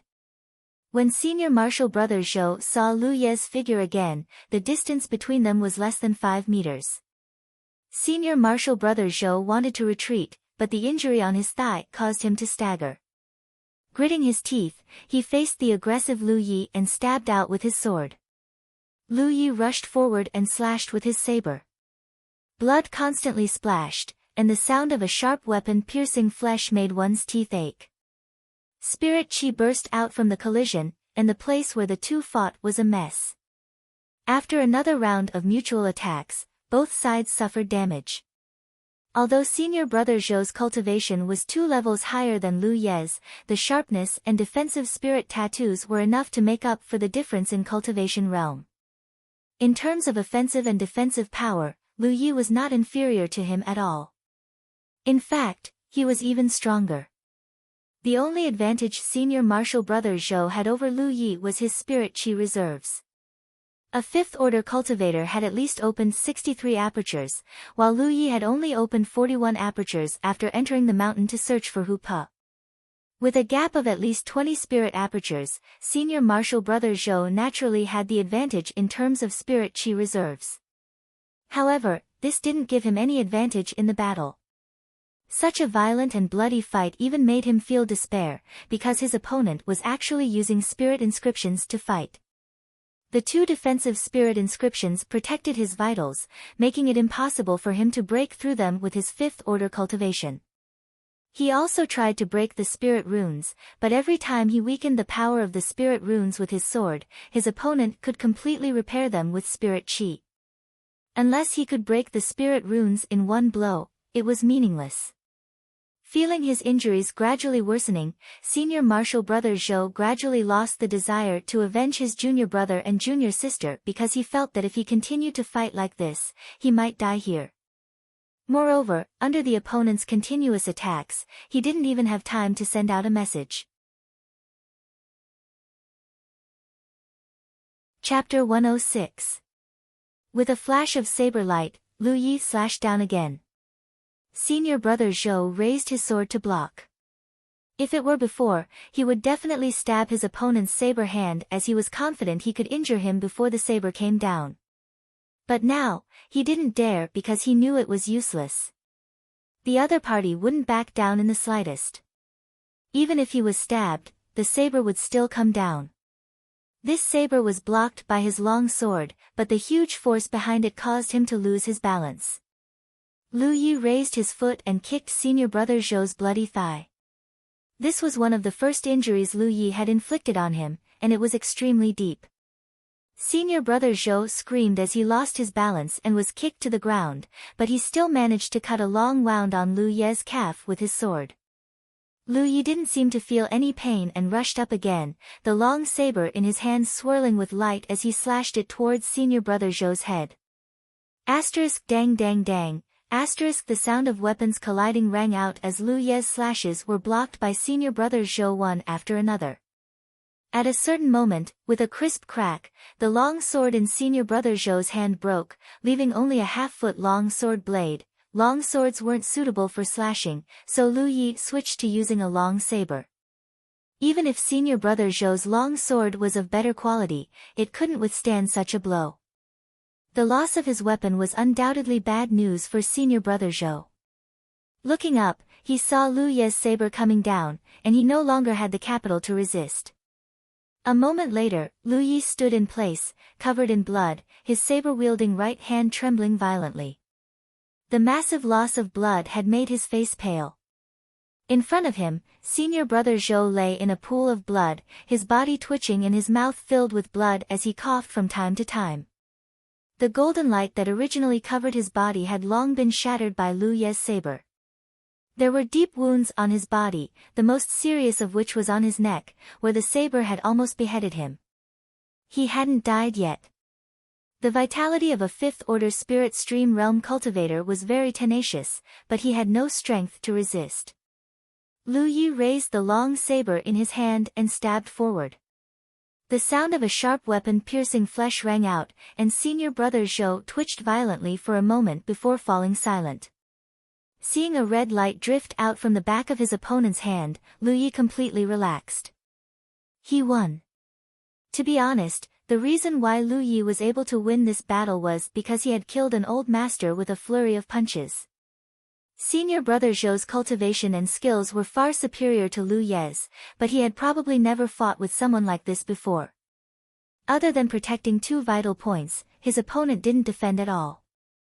His extremely sharp saber was constantly slashing at his opponent, as if it was a battle of life and death. As a result, his own cultivation and skills were completely useless. The long saber in his hand fell to the ground with a clatter. Then, his body staggered and fell backwards. Lu Yi's cries rang out. She rushed behind him in time and used her petite body to prop him up, allowing Lu Yi to slowly slide to the ground. Hoopa also staggered over and went up to Lu Yi, nudging him with his big head. Lu Yi gasped for breath. The wound in his right chest made it difficult for him to breathe. His lungs were numb. He struggled to take out 2 healing pills from his storage bag and swallowed them, silently sensing his condition. It was terrible. There were all kinds of penetrating wounds on his body, and there were no less than 20 wounds of various sizes. Although the healing pills were useful, they weren't enough to heal such serious injuries. He only had about 10% of his spiritual power left. This short battle had consumed too much of his spiritual power. He secretly rejoiced that he had only activated 2 defensive spirit tattoos to protect his vital points. If he had activated one more, he probably wouldn't have been able to hold on until the end. Yi looked at him anxiously from the side. She wanted to help but didn't know where to start. Lu Ye's hands trembled as he took out a new set of clothes from his storage bag. Panting, he said, "Bandage my wounds." Yi hurriedly reached out and tore the clothes into strips, bandaging Lu Ye's wounds one by one. She had obviously never done such a thing before, and the bandaging was a mess, but at least it had some effect of stopping the bleeding. "Take me away. We can't stay here for long." Lu Ye's aura was much weaker, as if he could faint at any time. Although senior brother Zhou hadn't been able to send out any messages until his death, the previous battle had caused quite a commotion. It was very likely that it would attract nearby cultivators. Moreover, there were many demonic beasts and ferocious beasts in this forest. The smell of blood would attract them. Yi nodded and gave Hoopa an order. Hoopa immediately bent down and waited for Yi to carry Lu Yi onto the tiger's back before getting up. Yi picked up the long saber that Lu Yi had dropped on the ground, then ran out to collect the small bell spirit tool and the storage bags of senior brother Zhou and the others. Lying on the tiger's back, Lu Yi saw this and felt gratified. Not letting go of any spoils of war. What a fine and beautiful tradition this was. Lu Yi, where are we going? Yi asked. Lu Yi raised his hand and pointed in a direction. Hu Pei immediately rushed out. Yi also sat on the tiger's back, supporting Lu Ye's body to prevent him from falling. The scenery around them kept receding, and Lu Ye's consciousness became more and more blurry. He felt that he would soon faint. Yi didn't know how to save people. If he fainted, the 2 healing pills he had taken before might not be of much use. He might even die. Therefore, the most important thing right now was to find someone to save him. The image of a soft-spoken beauty immediately appeared in his mind. It was now the latter half of the night, and there were only a little more than 2 hours until daybreak. If Hu Po was a little faster, he should be able to catch up.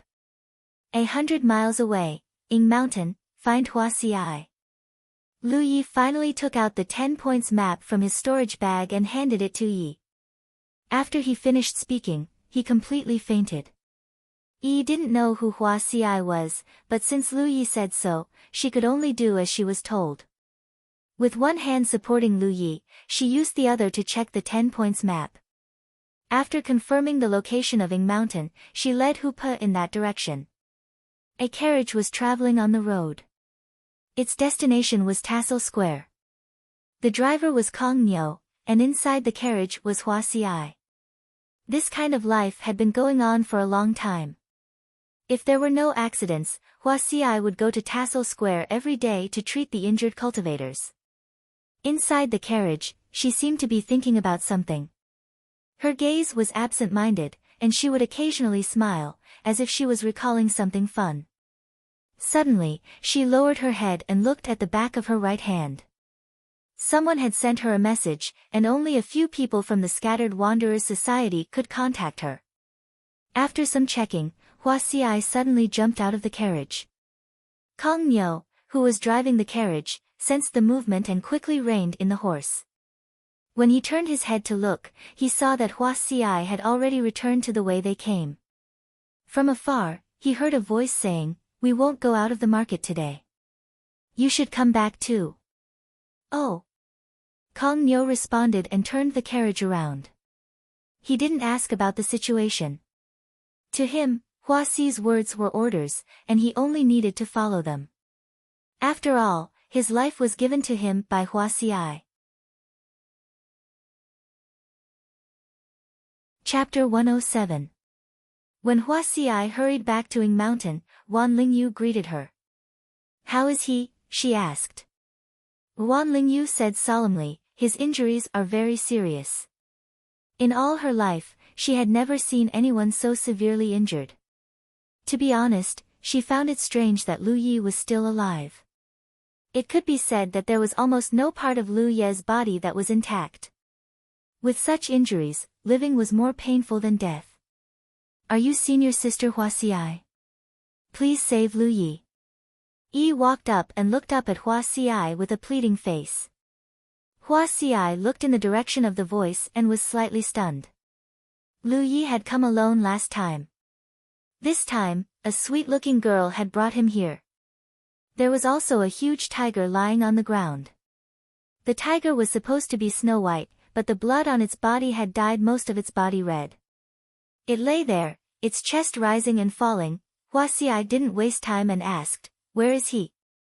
Wan Lingyu said, "Where he used to live." "I'll go take a look." After a short while, in the bamboo house where Lu Yi used to live, Hua Xi saw the young man who seemed to be drenched in blood. Even though she was used to seeing injured cultivators, she couldn't help but frown. This injury was simply too severe. She walked up to check on Lu Ye's condition, and her frown deepened. At that moment, the unconscious Lu Yi slowly woke up. He opened his eyes and looked at the woman sitting beside him with hazy vision. Their eyes met, and Hua Xi chuckled. "Who is this? We're really fated to meet again so soon." Lu Yi was a little embarrassed. No matter what, he had been wrong to leave without saying goodbye last time. Even a god can't save such a serious injury. Hua Xi shook her head slowly and said the most heartbreaking words in the softest voice. If you have any last words, say them quickly. It'll be too late. Wah! Yi, who was standing at the side, immediately burst into tears. Wan Lingyu's nose was also sour, and her eyes were red. She couldn't help but reach out and hug Yi, letting her vent her emotions on her chest. Why are you scaring, a child? Lu Yi said weakly. Don't listen to her, nonsense. With a trembling hand, he reached into his storage bag and took out a bottle of pills. Hua Xiai said, if I say you can't be saved, then you can't be saved. Quickly drag him out and bury him.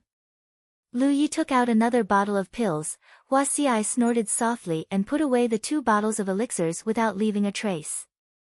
She said indifferently, it's not like we can't save him. Then, she turned to Wan Lingyu and said, Lingyu, go and boil a pot of hot water. She then looked at Yi and said, you stay and help. Wan Lingyu immediately responded and rushed outside, leaving Yi standing there, bewildered.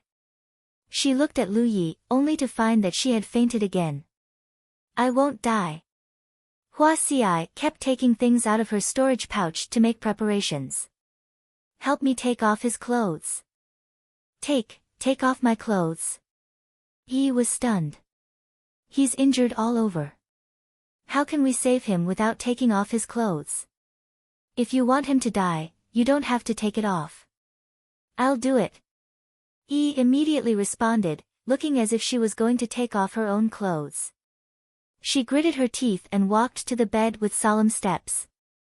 The hot water was quickly boiled, and Hua Xiai had already begun to treat Lu Yi. The whole room was filled with a green light that gave people warmth and vitality. Wan Lingyu ran out with a red face and stood guard at the door, ready to be ordered at any time.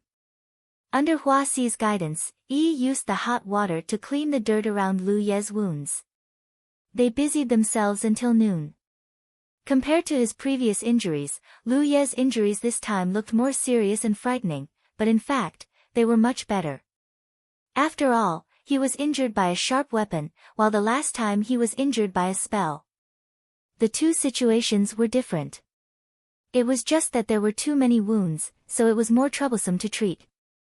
Hua Xiai wiped the sweat from her forehead and turned to look at Yi. Do you want me to save the big tiger outside? Yi nodded her head like a chicken pecking at rice. Yes. In this half a day, she had witnessed Hua Xi's medical skills with her own eyes. Under her treatment, Lu Ye's breathing became much steadier. Although his face was still pale, it was better than before. How could she not know that this beautiful senior sister in front of her was a medical cultivator? Hu Po was also injured, but his injuries were not as serious as Lu Ye's.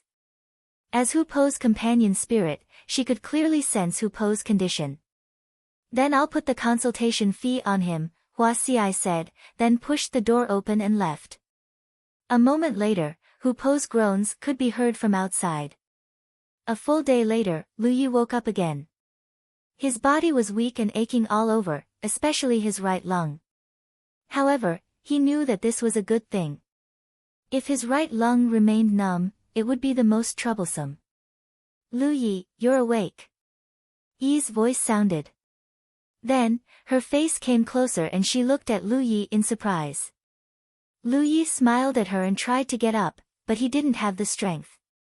Yi took the initiative to help him up and let him lean against the headboard. He glanced around and saw Hua Xiai sitting beside him with a bowl of green medicine in her hands. Lu Ye's expression turned bitter. Since you're awake, drink the medicine.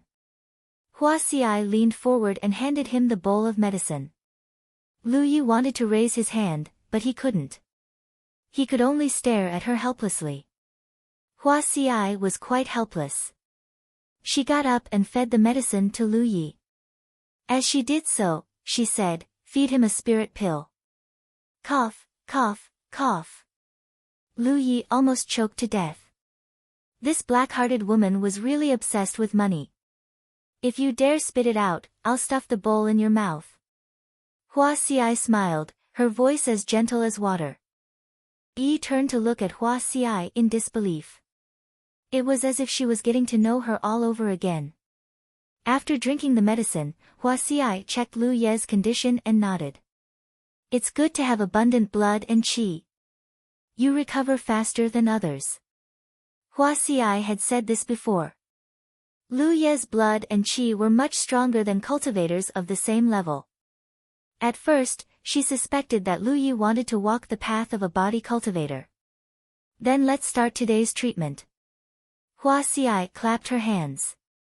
Yi immediately walked out of the room. Lu Yi was puzzled. When Hua Xiai lifted the bedding, he discovered that he was naked. Fortunately, his entire body was bandaged tightly. He was literally wrapped up like a dumpling. A green light began to flicker. Lu Yi crawled onto the bed, feeling the pain and numbness of his wounds. Didn't you say you were called Ye? Hua Xiai suddenly asked. Why did that little girl called Yi call you Lu Yi?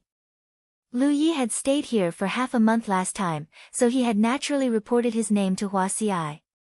My surname is Lu, and my courtesy name is Ye, Lu Yi explained in a serious manner. Is that so? Hua Xiai replied casually. Hiss.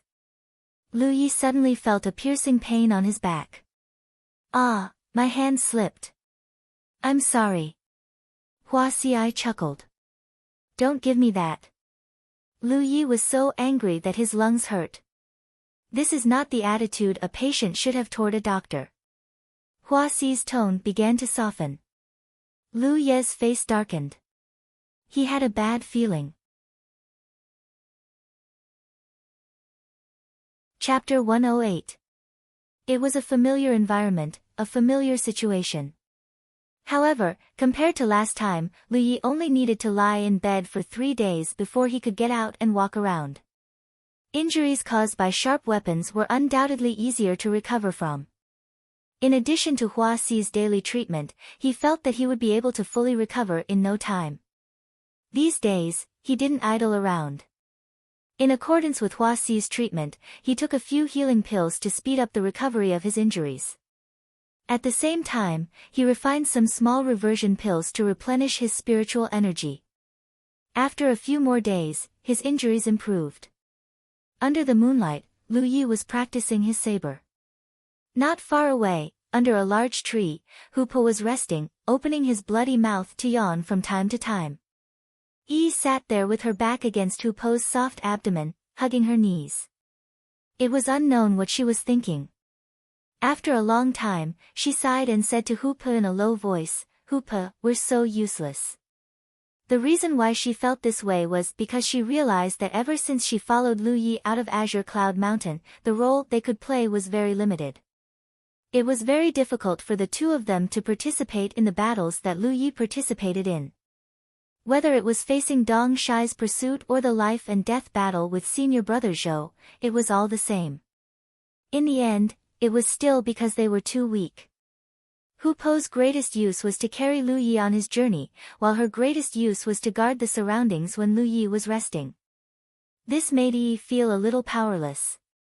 If she and Hupa had helped Lu Yi before, he wouldn't have suffered such heavy injuries.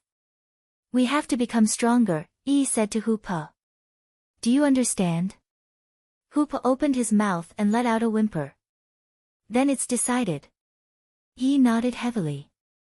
When the moon was high in the sky and Lu Yi put away his saber, Yi ran over and looked up at him. Lu Yi. Can you give us more spirit pills? Yi asked a little bashfully. What do you want spirit pills for? Lu Yi didn't understand. Feed them to Hupa. This way, you don't have to worry when you're busy. I'll feed him. That's fine. Lu Yi naturally wouldn't refuse such a small request, so he immediately took out a storage pouch and placed a few bottles of spirit pills inside. Yi happily ran back with the storage bag. She even found a sturdy rope and tied it around Hupo's neck. This way, he could use it at any time. She took out a yun spirit pill from her storage bag and stuffed it into her hand. Eat it, eat more. You have to become stronger. Under the unceasing impact of the spiritual energy, the barrier of the spiritual aperture slowly loosened, gradually breaking open, and spiritual energy flowed into the new spiritual aperture. The 46th aperture was opened. When he set off from Ing Mountain to look for Hu Pe, he had already opened 37 apertures. While he was looking for Hu Pe, he had also been cultivating at night.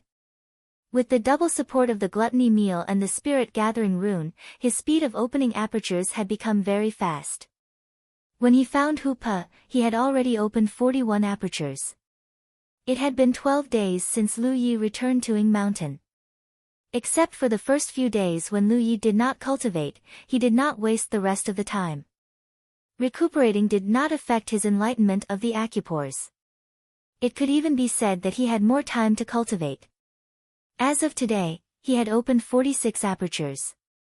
Under normal circumstances, the minimum requirement for the fourth-order spirit stream realm was to open 45 apertures.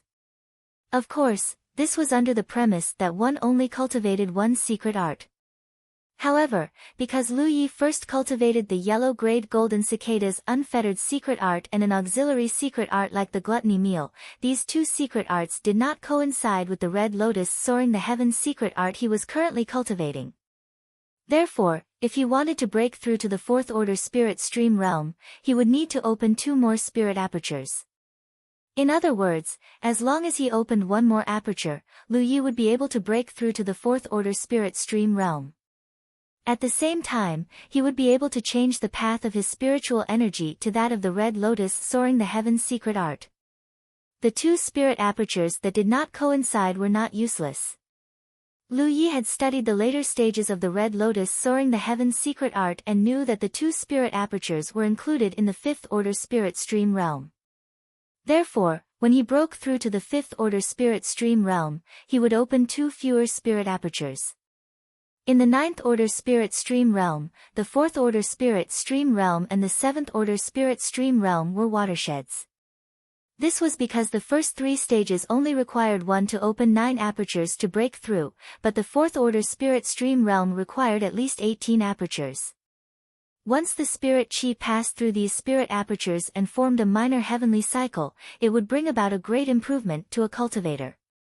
Under normal circumstances, a 4th-order spirit stream realm cultivator would not need to spend much effort to kill a 3rd-order spirit stream realm cultivator. Only someone like Lu Yi, who could use his spirit inscriptions to fight, could make up for the difference in strength brought about by the difference in realms. With Lu Ye's current cultivation speed, he only needed 1 more spirit aperture to break through. However, today's cultivation time was a bit too long. Although there were not many hidden dangers after he swallowed a spirit pill, cultivation was still a boring thing. If he meditated for too long, his blood and chi would stagnate. He opened his eyes and checked his spirit pills, letting out a slight sigh. The price to pay for the rapid growth of his strength was a huge consumption of spirit pills. Now, every time he opened an orifice, he would need about 14 or 15 spirit pills. In addition to the consultation fees for Hua Xi, Hu Pe, and Yi, he did not have many spirit pills left. After he broke through to the 4th-order spirit stream realm, he would have to go to the Heavenly Secret Commerce Union again. Right now, he only had 6 magnetic ores left to sell. Lu Yi. Yi, who was guarding the side, came over. "What's wrong?" Lu Yi raised his head and looked at her. Yi asked, "Will we stay here?" These days, she and Wan Lingyu had slowly become familiar with each other, and the relationship between the 2 girls was getting better and better. From Wan Lingyu, she learned about the situation when Lu Yi came here last time. She also knew that Lu Yi went back to look for her and Hu Pe, which made her very touched. They had gone through trials and tribulations together, and had gone through life and death together. Their relationship had undoubtedly become closer. "Do you want to stay here?" Yi tilted her head and thought for a moment. Lingyu is a good person, senior sister Hua Xi is also very good, and the others are also very good. It would be good if we could stay here, but it's still up to you. No need to look at me. If you want to stay, you can stay. This group of people is really good. Oh, then I won't stay. Yi raised her head and looked at him, then said with a smile, since we set off together, then let's go down together. We'll stay with you. Lu Yi raised his hand and patted her head. Yi immediately became a little annoyed. Why are you patting my head? You're making me look like a child. Lu Yi grabbed her head and rubbed it hard. I'm so angry. Yi finally got rid of his evil clutches, stomped her feet, and ran out. Soon, the sound of her and Ruan Lingyu's laughter came from next door.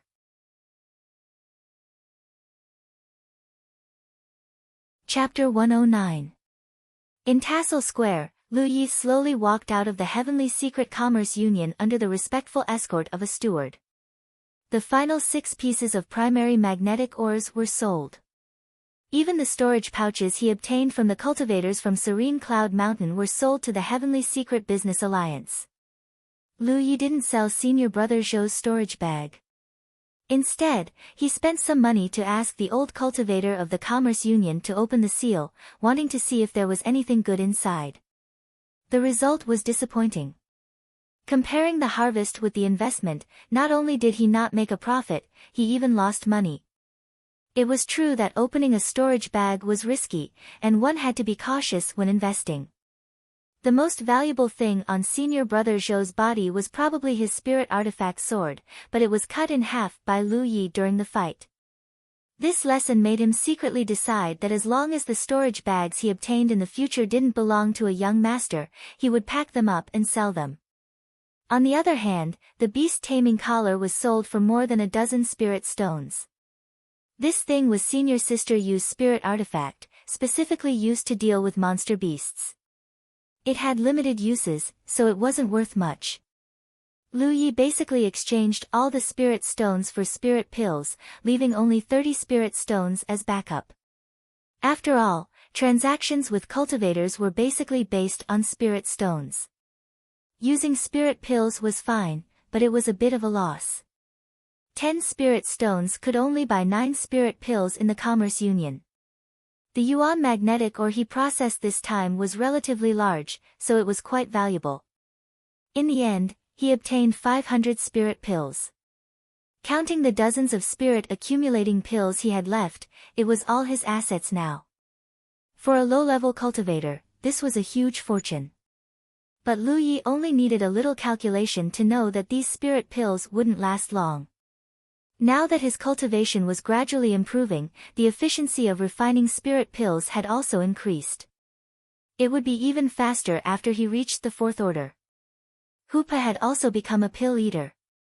Lu Yi gave Yi a few bottles of spirit pills that day, but yesterday, he asked and it seemed that there weren't many left. But it was undeniable that after only 10 days, Hoopa gave off a stronger sense of oppression. It had obviously grown a lot. Hua Xi privately told Lu Yi that Hoopa might be an extremely rare exotic beast. This could be seen from how it could transform Yi into a nightmare spirit. If this kind of exotic beast had enough resources, it could grow rapidly and was very likely to become a strong helper in the future. Lu Yi, on the other hand, didn't really see it.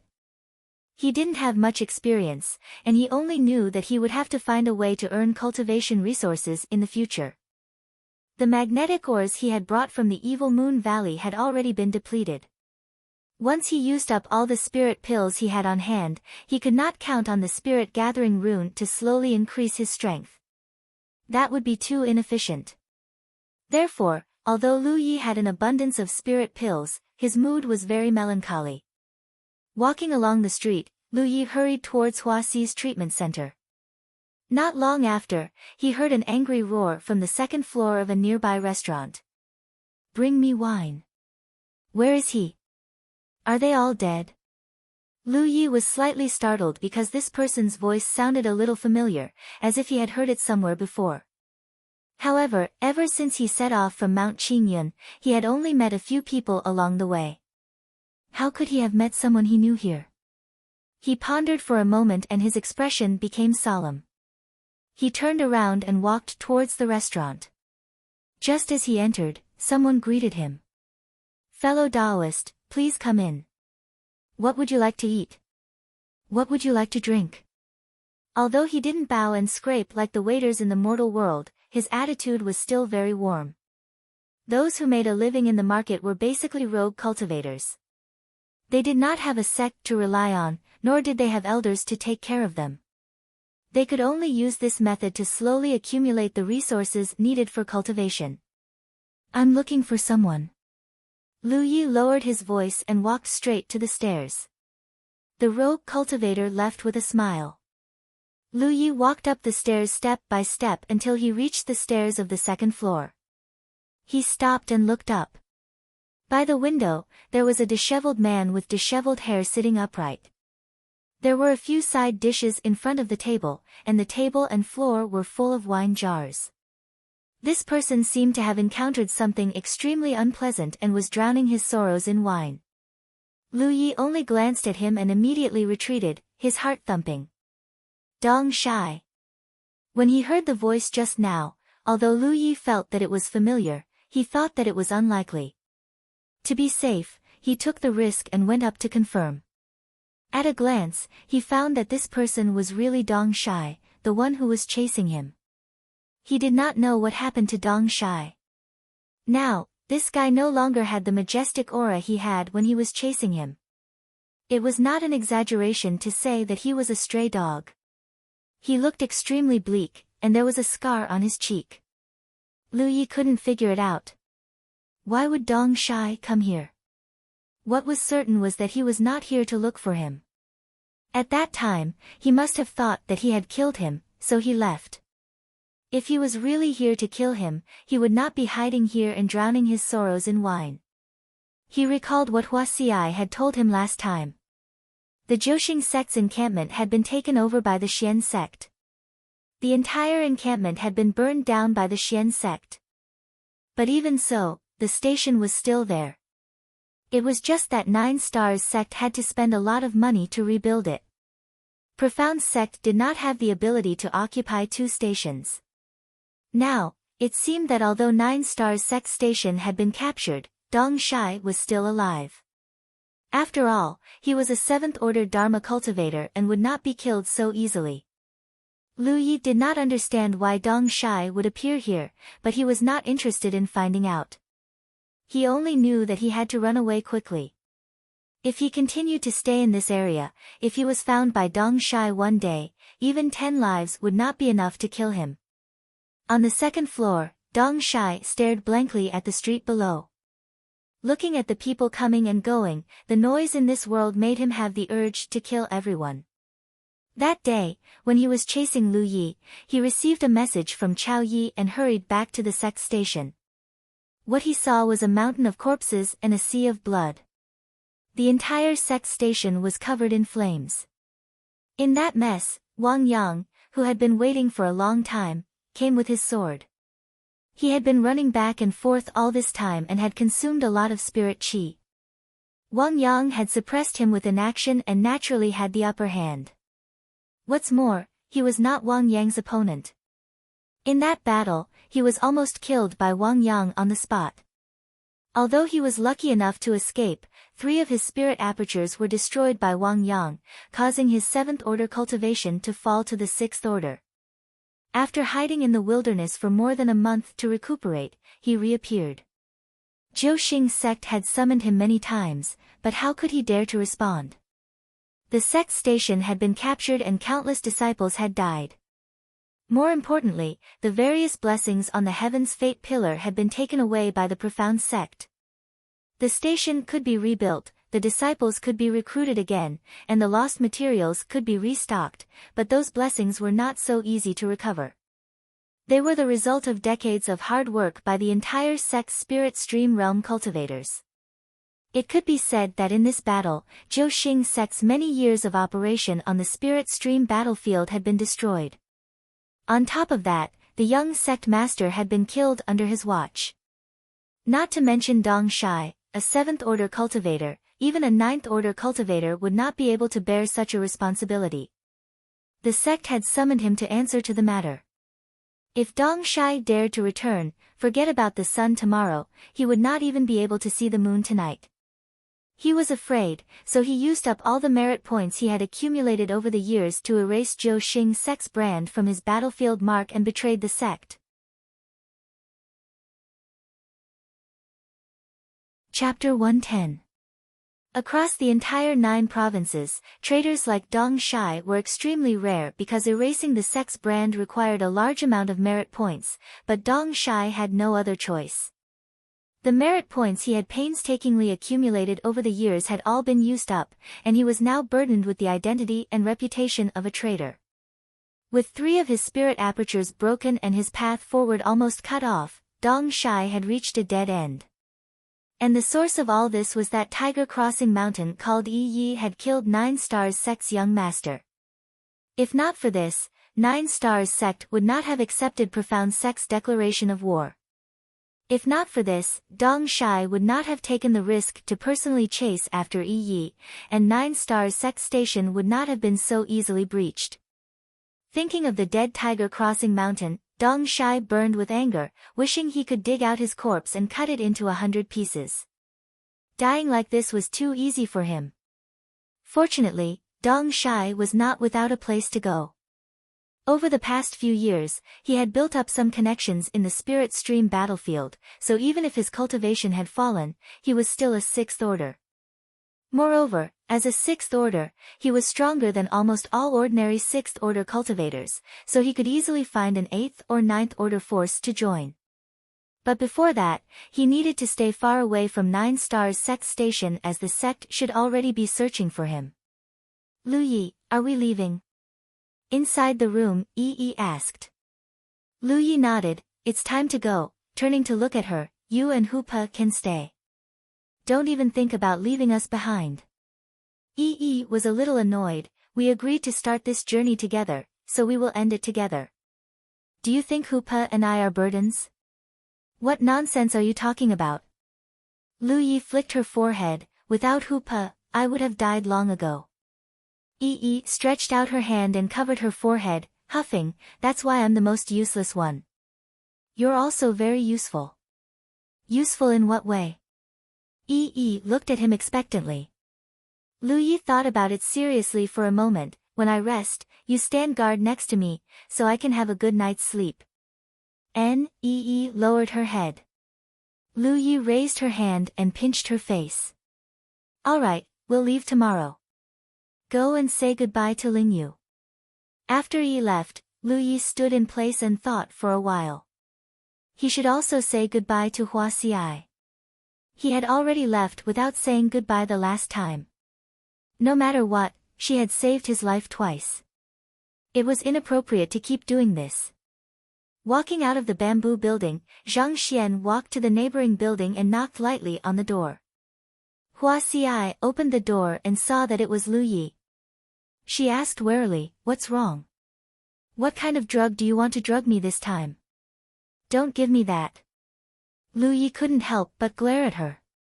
I was fooled by you last time. Do you think I don't know? He only reacted a few days later. Hua Xiai was a 5th order medical cultivator who was proficient in medicine, so how could she be so easily drugged by a pill? Even if that pill had such an effect, just sniffing it was impossible for it to have such a strong effect. Therefore, he took out the pink pill and sniffed it. In the end, nothing happened. Only then did he realize that he had been tricked by Hua Xiai. I've been discovered, Lu Yi glared at her again before getting down to business. I'll be leaving tomorrow, so I came to say goodbye to you. Thank you for saving my life twice. Hua Xiai blinked. I'm a medical cultivator, and you're a patient. You gave me the pill, and I saved you. It's only right. No matter what, I still have to thank you, Lu Yi said seriously. Hua Xiai smiled. Then I wish you a safe journey and a bright future. Thank you. Is there anything else? Nothing. Then I'm going to rest. After the door closed, Lu Yi remembered that he had forgotten to add this woman as a friend. He raised his hand and was about to knock, but gave up after thinking about it. He might not have the chance to see her again in the future. The next morning, Hua Xiai, accompanied by Kong Niu, rushed to Tassel Square as usual. When Lu Yi left, she had already left. Instead, it was Ruan Lingyu, the little girl, who came to see him off. She was reluctant to part, and her tears stained her scarf. Even after Lu Yi had ridden far away on Hupa, he still saw her standing in front of the dilapidated mountain gate, waving her hand vigorously when he looked back. After descending the mountain, Hupa began to run, and the surrounding scenery kept receding. Yi was not in a good mood.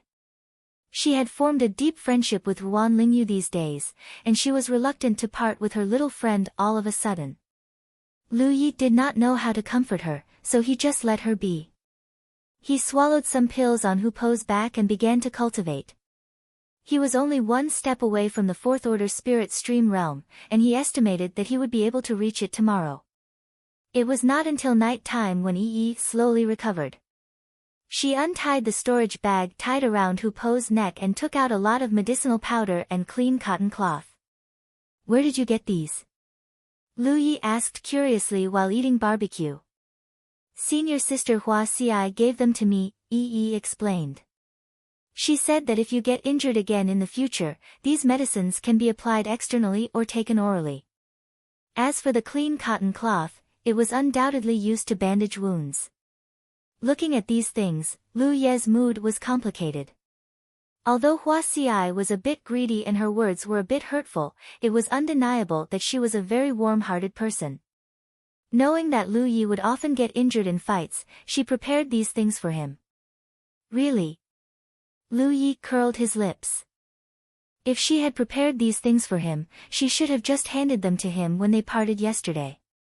Why didn't she say anything? Lu Yi, has senior sister Hua Xi taken a fancy to you?" Yi asked curiously. Hupa, who was gnawing on a piece of meat, also raised his head and stared at Lu Yi with his shining tiger eyes. "What nonsense are you talking about?" Lu Yi put away the things. He did not think that he had such great charm that he could charm such a woman with just a few simple interactions. Hua Xi had saved many people, and in her eyes, he was just a rich patient. But for Lu Yi, the kindness of saving his life twice was something he had to remember in his heart. The Scattered Wanderers Society was actually a pretty good place. If Lu Yi did not have to go to the Blue Blood sect's encampment, staying there would undoubtedly be a very good choice. He continued to cultivate. Yi had run off somewhere, and when she came back, she was sneaky and sneaky. At daybreak, they continued on their journey. Yi would occasionally disappear, and she would also take the storage bag that Lu Yi had given her. Lu Yi asked her what she was doing, but she would only smile mysteriously and refuse to tell him. She and Hupa had a special connection. As long as they were not too far apart, they could sense each other, so Lu Yi was not worried that she would get lost. "Yi, what's your surname?" On the tiger's back, Yi had a rare moment of peace, so Lu Yi asked. "I don't remember." Yi shook her head. She could remember many things, but there were also many things that she could not remember. "I see." Lu Yi thought for a moment, a person should have a surname. "Why don't you take my surname?" "Take your surname?" Yi tilted her head and thought for a moment, then smiled. "All right, you're Lu Yi, and I'm Lu Yi. Sounds like we're family." She suddenly jumped onto Hupo's head, and facing the strong wind, she put her hands by her mouth and shouted, "I'm Lu Yi." In the vast wilderness, her voice spread far and wide.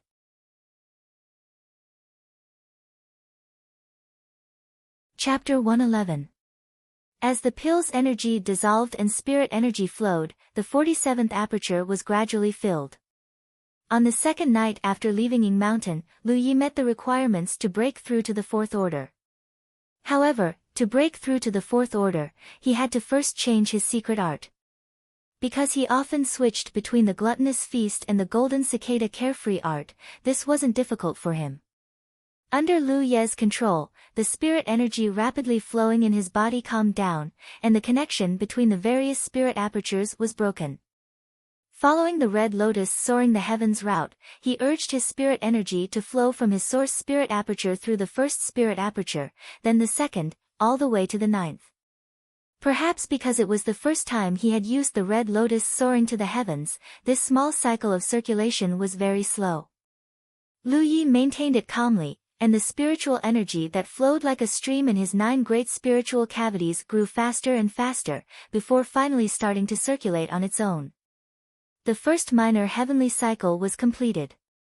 He then urged the 10th spirit aperture and poured the spirit energy into the 11th to 18th apertures, repeating the same process. A moment later, the second minor heavenly cycle was completed. A moment later, the third minor heavenly cycle was completed. Next was the fourth minor heavenly cycle. However, the difference between the third-order spirit stream realm and the fourth-order spirit aperture was a huge improvement, because the fourth minor heavenly cycle included as many as 18 spirit apertures. Because it was his first time using the minor heavenly cycle that included 18 spirit apertures, Lu Yi was a bit more cautious. After about half a cup of tea's time, his body shook slightly, and a wave of qi swept out in all directions, pressing down on the nearby bonfire. Fourth-order spirit stream realm. Lu Yi was delighted, silently experiencing the changes in his body. Compared to the third-order spirit stream realm, the fourth-order spirit stream realm's growth was indeed huge. The benefits brought by the 18 spirit apertures were more than twice that of the previous origin stream realm. Now, the amount of spirit energy he could use in an instant was nearly 50% more than before, so the strength he could display was naturally stronger. Moreover, the red lotus soaring the heavens had many advantages compared to the golden cicada carefree art. One was an earth-grade secret art, while the other was a yellow-grade secret art. Naturally, the benefits they brought to cultivators were different. The most obvious change was the speed of the spirit energy in his body. There was a huge difference between the yellow-grade secret arts and earth-grade secret arts. The latter was at least 20% faster than the former. This kind of change would also increase the cultivator's strength. He stood up, drew out his long saber, and poured his spiritual power into it. In an instant, the surface of the saber turned red, as if there was a layer of burning flames attached to it. If such a sharp weapon was supplemented with sharpness spiritual tattoos, its lethality would be explosive. Lu Yi raised his eyebrows and casually waved his saber. Under the night sky, the saber danced like a fiery dragon. He swung his saber, and a short sound of something breaking through the air was heard. After breaking through to the fourth order, the increase in Yang Kai's strength was indeed not small, much greater than any of his previous breakthroughs. No wonder people said that the fourth and seventh order was a watershed. If he had this kind of cultivation when he fought against senior brother Zhou of Serene Cloud Mountain, he was confident that he could kill him at a very small price. Withdrawing his spirit energy and sheathing his saber, Lu Yi sat down again and took out the red lotus soaring to the heavens secret art to study. This earth-grade secret art came with several spirit techniques. Lu Yi had seen them before, but the requirements to cultivate them were a bit high. The lowest spirit technique required a fourth-order cultivation base. Lu Yi couldn't cultivate them before, but now he was qualified. To be honest, when he fought with Luo Ji before, he was quite envious of his opponent's ability to use spirit techniques. When low-level cultivators fought, the side with spirit techniques often had an advantage. On the other hand, Lu Yi could only face the spirit techniques head-on. If it weren't for his spirit tattoos, he would have been killed by Luo Ji. In the past, he had some spirit talismans to make up for the lack of means to fight, but Lu Yi only had a few spirit talismans left. The offensive ones had been used up long ago. If he could master a spirit technique, he wouldn't dare say how much his strength would increase, but at least he would have one more way to deal with the enemy. However, he wasn't in a hurry to investigate this spirit technique. He hadn't come into contact with these things before, so he was afraid that he wouldn't be able to see anything at the moment. It wouldn't be too late to slowly study it when he had time. At the moment, he was just exploring the spirit apertures needed to be opened for the fifth order. If he wanted to cultivate to the fifth order, he would need to open at least 63 spirit apertures, which was 18 more than the fourth order. However, because Lu Yi had opened 2 more spirit apertures before, which were included in the fifth order cultivation path, he only needed to open 16 more spirit apertures to reach the fifth order. With his current cultivation speed, as long as he had enough energy and wasn't disturbed, he estimated that it would only take him a month or so. Thinking back to when he was thrown into the spirit stream battlefield by the sect master, he was just a little cultivator with 3 spirit apertures opened. When he entered this place, he was confused and felt as if he was walking on thin ice. A pack of wolves could even trap him on a tree. Time flew by, and 4 months had passed. Although his cultivation wasn't high, he had already passed the initial hardships. Moreover, his experiences in the past few months could be said to be rich and colorful.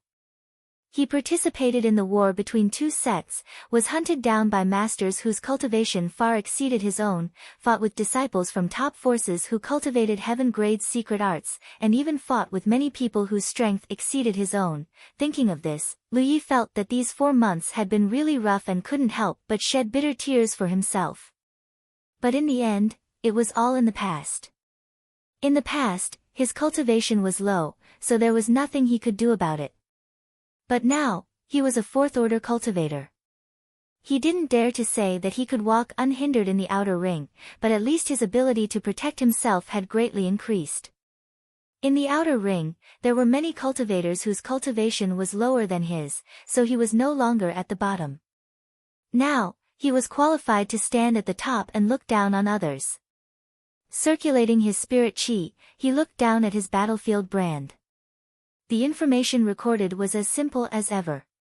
Name, Lu Yi. Identity, Blue Blood Sect Disciple. Cultivation, 47 apertures. Open location, Spirit Stream Battlefield. Merit points, 174. When he left the heaven-splitting gorge, he remembered that his merit points were 142, but after killing the 5 people from Nether Cloud Mountain, he gained 32 merit points. Using his own method to calculate, he found that the numbers matched. It seemed that if he wanted to get more merit points, he would have to kill enemies above his realm. Lu Yi had a faint feeling that his merit points would be of great use in the future. When it was time to practice his saber, Lu Yi took off his shirt, revealing his strong upper body. The crisscrossing scars were shocking to the eye. Although these injuries had healed, the scars remained. Hua Xiai still didn't have the ability to completely remove them. Saber after saber, Lu Ye's expression was meticulous as he hacked. 2 hours later, he put away his saber, sweating profusely.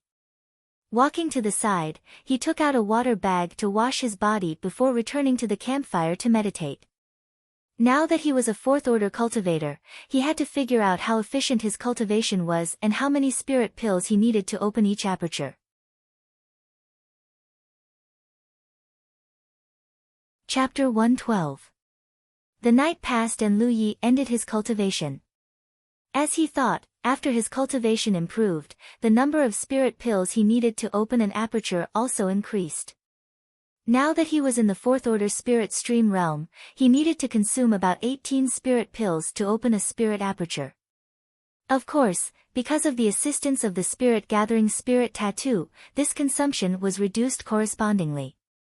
As for efficiency, it didn't change much. With the support of the gluttonous meal secret art, his speed of refining spirit pills had always been much faster than ordinary people.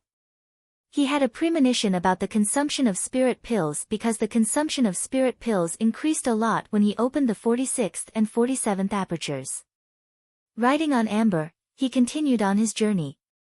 With Yi accompanying him, he was not lonely. However, ever since they left Ding Mountain, she had become mysterious. Not only would she suddenly disappear when they were hurrying along, she would also occasionally leave when they were resting at night. She was very mysterious. Lu Yi asked her but didn't get an answer, so he didn't ask anymore. Until one day, when they passed by a market and Lu Yi went in to replenish his supplies, Yi suddenly handed her storage bag to him. "Take these and sell them." "What's inside?" Lu Yi was puzzled. She took the storage bag and opened it. She found that it was filled with many strange flowers and plants, as well as some plant roots and fruits. These are herbs. Lu Yi suddenly understood what Yi had been doing during this time. She would disappear from time to time. She actually went to collect medicinal herbs. How do you know these things? Lu Yi was curious. Yi didn't have this kind of ability before. Yi proudly said, "Senior sister Hua Xi taught me, and Ling Yu also taught me a lot." She explained, "Hupa can't always rely on you to raise it. It's eating more and more now. What if it eats you until you collapse one day?" So, I asked senior sister Hua Xi and Ling Yu to teach me some medicinal principles, but I don't know how many spirit stones it can sell for. You'll know when you sell it. There were many types of herbs in the storage bag, and the quantity was not small. But it could be seen that because Yi was a beginner, the way she handled them was very rough. All kinds of herbs were piled up messily, and there were about 20 to 30 sets in total. Lu Yi smiled, "Then I'll go sell them." "Okay." Yi nodded and went back into Hu Po's body. There were many cultivators in the market with their demonic beasts. However, for low-level cultivators, it was impossible for them to tame demonic beasts that were too strong. Therefore, most of these demonic beasts were used as a means of transportation. Furthermore, every demonic beast had a beast-taming collar around its neck. Most of the demonic beasts were ferocious and ferocious. There were very few demonic beasts that were as handsome as Hu Pa. Therefore, as soon as Lu Yeqing appeared in the market, she attracted the attention of many cultivators. Some people even came to ask Lu Yi if he was willing to sell amber, but he refused. After purchasing a lot of food and a few sets of clothes from the market, Lu Yi brought Hu Pa to the Tianji Business Alliance. After half the time it takes to brew a cup of tea, he walked out again and left the market. Riding on Hu Po's back, Lu Yi smiled and said, "Not bad. I sold it for 4 spiritual stones." Yi didn't say anything and didn't show her face. 4 spiritual stones wasn't even enough for Hu Pa to chew on for a day. This guy was eating more and more now, and his consumption was almost the same as Lu Ye's cultivation. However, his growth was also very obvious. Lu Yi advised, "The harvest is really good. Wandering cultivators are all like this, slowly accumulating. 4 spiritual stones can buy 4 spirit accumulation pills. Moreover, this is just the beginning. Once you get familiar with it, it will slowly get better." Yi still didn't say anything, obviously a little autistic. She originally thought that she could sell the medicinal herbs she had painstakingly collected for the past few days for a good price, but in the end, she was greatly disappointed. Since persuasion was useless, Lu Yi didn't say anything else. The greater the expectation, the greater the disappointment. The little girl was still young, so it was normal for her to be a little emotional. While throwing spirit accumulation pills into his mouth and allowing the gluttonous meal to refine them, Lu Yi took out the red lotus soaring to the sky art and studied the spell inside. He had never learned spells before, and now there was no one to guide him. He had to rely on himself to figure out everything. As he studied, he entered a state of selflessness, and spiritual power slowly surged in his body. "I will find more and better herbs in the future." Half a day later, Yi suddenly appeared, sat in front of Lu Yi, and solemnly declared. Lu Yi looked up at her and smiled encouragingly, "I'm looking forward to it." Yi clenched her small fists and said fiercely, "I'll go find them now." After saying that, she jumped off the tiger's back and disappeared. Lu Yi shook his head and didn't try to persuade her. At this time, persuasion would only have the opposite effect. Yi's intention to supplement Hu Po's consumption was good, so Lu Yi let her be. On the tiger's back, Lu Yi studied the spell while urging his spiritual power. The first spell attached to the red lotus soaring to the sky art had a minimum cultivation requirement of the 4th order realm. The second spell's requirements were even higher, requiring one to reach the 7th order realm. The last spell required one to cultivate the red lotus soaring to the sky art to perfection, which was to open 180 apertures. The latter two spells were too far away from Lu Yi, so he was now studying the first spell, called Fire Phoenix. The more he studied, the more surprised Lu Yi became, because casting spells was very similar to constructing spirit inscriptions. Both required one to construct a specific pattern with one's own spiritual power. This pattern could be regarded as a closed circle, in which one's spiritual power would surge in a specific order and play a magical role. Are spells also the same as spirit inscriptions? Lu Yi couldn't help but have such doubts. Now that he was alone, there was no one to help him solve his doubts, so he could only study in silence. Fortunately, he had obtained 3 spirit inscriptions from the talent tree. Every time he obtained those spirit inscriptions, a large amount of complex information would be integrated into his mind, allowing him to completely master them. However, because Lu Yi hadn't studied them systematically, although he could easily stimulate the 3 spirit inscriptions and could even use them to fight, he was still in a state of not knowing how to use them. It was like cooking a dish. Lu Yi, as a chef, could only add various seasonings according to the various information he had obtained, and the dish he made would be delicious. However, a chef with rich cooking experience would know when to add the seasonings, how much to add, and how to control the heat. The dish he made would undoubtedly be more delicious. However, it was precisely because he had obtained all kinds of knowledge about the 3 spirit inscriptions that Lu Yi discovered after studying it that the Fire Phoenix didn't seem to be very difficult to cast.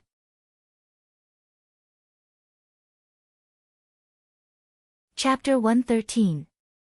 Wow, what a beautiful quail! Under the night sky, Yi looked at the fat little bird in front of her. Its entire body glowed with a faint red light, and within the red light, there were faint traces of gold flowing through it. If this bird hadn't been materialized by Lu Ye's spirit power, she would have held it up. A vein popped out on Lu Ye's forehead as he corrected her. What quail? This is a fire phoenix. Repeat after me. Fire. Phoenix. Phoenix. Yi stared at him with an expression that said, "This is clearly a quail, don't think I'm blind." Hoopa also came over and lowered his head to sniff the fat bird that was flapping its wings in midair. He discovered that not only was this thing inedible, but it also seemed to be quite dangerous, so he leaped away. Lu Yi felt that he had been insulted. He had clearly studied a fire phoenix technique, but in the end, how did he come up with this thing? He checked the red lotus soaring to the heavens. There shouldn't be any problems with his method of casting and the activation of his spirit power, but where did it go wrong? How did the fire phoenix technique turn into the fire quail technique? Was this the result of studying it wholeheartedly for an entire day? Lu Yi didn't know whether to laugh or cry. Among the various methods he had at his disposal, activating defensive spirit runes consumed the most energy. Sharpness was secondary. As for spirit-gathering spirit runes, they were very small. The Fire Phoenix technique's consumption was between defensive and sharpness. After studying it for an entire day, in addition to the dozen or so previous attempts, he finally succeeded, but the result was like this. He found it hard to accept. It was like a man who had just become a father and suddenly saw that his newborn child was incomparably ugly. He wanted nothing more than to stuff it into the mother's womb and let it be reborn. However, the result was already like this. Whether he accepted it or not, he was powerless to change it. Could this thing be used to fight enemies? He was afraid that before it could burn the enemy to death, it would make the enemy laugh to death. Alright, this is a fire phoenix. Yi saw that Lu Yi looked like he had suffered a huge blow, and said against her will. This is a quail. Lu Yi raised his hand, and the quail dissipated in midair. He walked to the side, took off his shirt, and began to practice his saber. As expected, spells and whatnot were all trash. Only saber techniques belonged to him. If I study spells in the future, I'll be a pile of shit. He swore in his heart. 10 days later, a large snow-white tiger broke into a forest of mountain peaks. Lu Yi sat upright on the tiger's back, looking travel-worn. It had been more than 4 months since he set off from Mount Qingyun, but he had only spent half of that time on the road. Many times, he had been delayed by various reasons. He was in a hurry to rush to the Jade Blood Sect station, so he had not stopped since he set off from Mount Ing.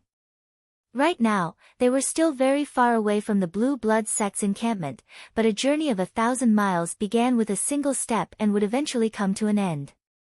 From the map, this area was called the 100 Peaks Mountain because there were exactly 100 mountains of various sizes. There were also 3 forces in the vicinity. Lu Yi didn't want to have too much contact with those who came from sects, so as to avoid accidentally exposing his identity, so he planned to pass through the 100 Peaks Mountain. He had been doing this all along the way, so he rarely interacted with cultivators. Although the 100 Peak Mountain covered a large area, with Hu Po's speed, he should be able to cross it in a few days. Yi especially liked this kind of place because she could find a lot of medicinal materials in this wilderness. Ever since she had been stimulated by selling medicine that day, she had become even more diligent. At this time, on the most central mountain peak of the 100 Peaks Mountain, there stood a giant palace. Many cultivators were going in and out of the palace. In the center of the palace, a giant moon shadow plate was placed in the center. That moon shadow plate was circular and included the entire terrain of the 100 Peaks Mountain. It clearly showed everything. Not only that, it could also monitor the movements of the cultivators in the 100 Peaks Mountain and provide feedback in a direct way. On the shadow moon disk, there were 3 different colored lights constantly flashing. One was blue, the second was black, and the third was red. Each light spot represented a cultivator. The brighter the light spot, the higher the strength of the cultivator. The 3 colors represented 3 sections. They were the 3 powerhouses scattered around the 100 Peaks Mountain. One belonged to the Grand Heaven Alliance, the Green Feather Mountain. The other 2 belonged to the 10,000 Devil Mountain. They were the Supreme Luo Sect and the Qin clan. The latter was a family powerhouse. Across the entire 9 prefectures, there were very few family powerhouses that could achieve great things.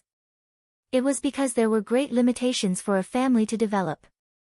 Of course, nothing was absolute. There were still a few families with deep foundations in the 9 prefectures. Among the 7th, 8th, and 9th stage, there were still many family powerhouses. In fact, Yu Xiaodai and the Lu brothers that Lu Yi had met at the Evil Moon Valley all came from a family. Only, because they were too weak and did not have a stage, they could not resist when the people of the Evil Moon Valley came to their door. Although the Qin clan was also a 9th stage powerhouse, compared to the real 9th stage sects, there was still some difference. Fortunately, there was the Supreme Luo sect nearby and they could look after each other. Thus, the days in the spiritual stream battlefield were not too difficult. Currently, the 3 powerhouses were holding a Dragon Spring meeting. Thus, many cultivators from the 3 families had gathered at the 100 Peaks Mountain. This tradition had been going on for hundreds of years and was held every 3 years. The reason was because of the Dragon Spring hidden underneath the main hall. This was a spring water that contained a miraculous power. When the spring water gushed out, a spiritual mist would appear. When the martial artists entered it, they could refine their body and dissolve the poison of pills. To the low-level martial artists, the stronger their body, the better. Especially for those martial artists who were going to walk the path of body training, the Dragon Spring could help them establish a good foundation for their training. There were many rare resources in the spirit stream battlefield, such as some minerals and spirit fruits. They were all unique to the battlefield, and could not be found anywhere else in the 9 provinces. Many forces had fought each other for these resources for countless years, forming a blood feud. To the outer powerhouses like the Green Feather Mountain, the Supreme Luo Sect, and the Qin clan, the Dragon Spring was without a doubt an extremely important resource. Initially, when the Dragon Spring was discovered, the Qin clan did not exist. Each time, many people would die in the competition between the Supreme Luo Sect and the Green Feather Mountain. However, because the Green Feather Mountain had a stronger foundation, they won each time. Until 50 years ago, the Qin clan chose a base nearby and also joined the competition. Since they both belonged to the 10,000 Devil Mountain, the Qin clan and the Supreme Luo sect were natural allies. With 2 against 1, how could the Green Feather Mountain be their opponent? Before this, even if the Green Feather Mountain won, the power of the Dragon Spring could not be used up. It was because the number of martial artists in a sect was limited. After the martial artists of the Green Feather Mountain left, the martial artists of the Supreme Luo sect could still drink some leftovers. Although it was somewhat desolate, it was better than nothing. However, now that it was the Supreme Luo sect and the Qin clan's turn to win, the situation was different. The 2 sects had more martial artists than one. Every 3 years, the power of the Dragon Spring could only be accumulated. Once the martial artists of these 2 sects were used up, the Dragon Spring would become the same as ordinary spring water and would not have the slightest effect of refining the body. After a few times, the Green Feather Mountain had flipped the table.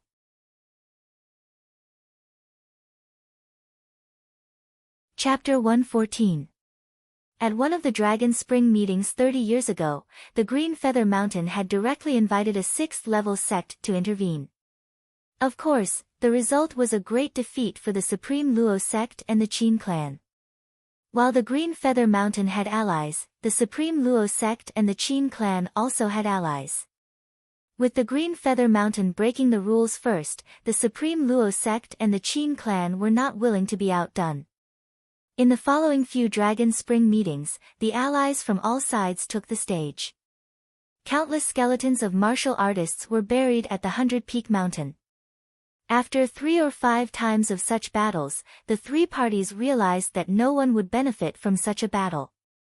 Not to mention the fact that the losing party would suffer great losses, even the winning party would have to share a large portion of the Dragon Spring. They would only be able to keep less than 20% of the share. Additionally, such large-scale battles could easily cause chaos and cause a large number of martial artists to die in battle. In those few Dragon Spring meetings, the 3 powerhouses had suffered much greater losses than before. If this continued, most likely the inheritance of the 3 powerhouses would be broken. In the end, with the Supreme Luo sect taking the lead, the advanced martial artists of the 3 powerhouses discussed and signed a contract under the witness of Tianji. It was that in the future, no one would seek help from allies. However, considering that the Green Feather Mountain was going to fight 2 against 1, they were allowed to gather help from nearby areas. At the same time, they limited the strength of the martial artists participating in the Dragon Spring meetings. In addition, they would give the Green Feather Mountain some preferential treatment in other aspects. It was not that the Supreme Luo sect and the Qin clan were showing weakness. Both powerhouses knew that this was the only way to ensure the continuation of their martial artists. Or else, in the 3 years of large-scale chaos, countless people would die. Clearly, the Green Feather Mountain was sensible. After signing all kinds of contracts, both parties were satisfied. Since 15 years ago, the Dragon Spring meetings had formed the current pattern. As for the help the Green Feather Mountain needed, naturally they would be the freelance martial artists from nearby areas. For this reason, the Green Feather Mountain offered generous conditions and attracted countless freelance martial artists to scramble like a flock of ducks. In the previous few Dragon Spring meetings, the Green Feather Mountain had held the advantage. Although it could not be said as a total victory, at least they had taken the majority share of the final spots. However, a few days after the start of this Dragon Spring meetings, the Green Feather Mountain had suffered great losses as they lost their mountains one after another. The 100-Peak Mountain had exactly 100 mountain peaks. In the initial contract signed by the 3 powerhouses, they had also agreed on the distribution of the share of the Dragon Spring. That was to fight for the ownership of these 100 mountains. Among the contracts signed in the past, there was a clause that granted the Green Feather Mountain certain preferential treatment. Among the 100 mountain peaks, the Green Feather Mountain had initially occupied 40 of them. Among the remaining 60, the Supreme Luo sect occupied 35 and the Qin clan 25. In other words, if this situation continued until the end of the Dragon Spring meeting, Green Feather Mountain would occupy 40% of the spots to enter the Dragon Spring, and they would be the first batch to enter. The Tai Luo sect took 35% and was the second batch to enter. In the end, the Qin clan occupied 25%. Although this distribution wasn't perfect, both sides were satisfied. However, since it was a competition, it was impossible for the Dragon Spring Association to maintain such a situation until the end. Since 3 days ago, the competition for the various mountain peaks had begun. Currently, among the 100 mountain peaks, the Green Feather Mountain occupied 35, the Supreme Luo sect occupied 40, and the Qin clan occupied 25. The main reason was that in the first few days, the Qin clan did not make any movements. It was all between the Green Feather Mountain and the Supreme Luo sect. In the main hall, there were 3 people surrounding the shadow moon disk in a triangular formation, each corresponding to the 3 colored light spots on the disk. The person in charge of the Green Feather Mountain was Tang Wu. This person was about 30 years old and had a heroic figure. Just by standing there, he gave people the feeling that he was as immovable as a mountain, and his vitality was extremely vigorous. The one from the Supreme Luo sect was a coquettish woman called Han Jiyu. She was dressed in an unusually bold and unrestrained manner. She sat upright on an armchair, her 2 long legs propped up on the shadow moon disk.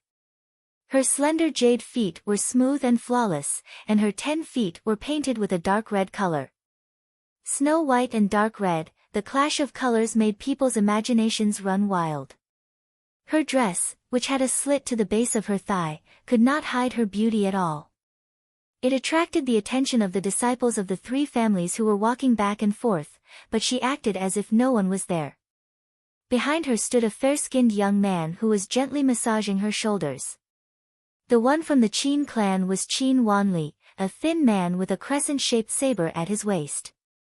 He looked at Han Jiyu from time to time, and when their eyes met, Han Jiyu would throw him a coquettish glance, causing Qin Wanli to giggle foolishly. All 3 of them were at the 9th order spirit stream realm. Normally, they would be tempering themselves in the core of the battlefield, but they had returned here to preside over the Dragon Spring meeting. Although there was a contract witnessed by Heaven's Secret, and none of the 3 parties dared to violate it, there were still many loopholes.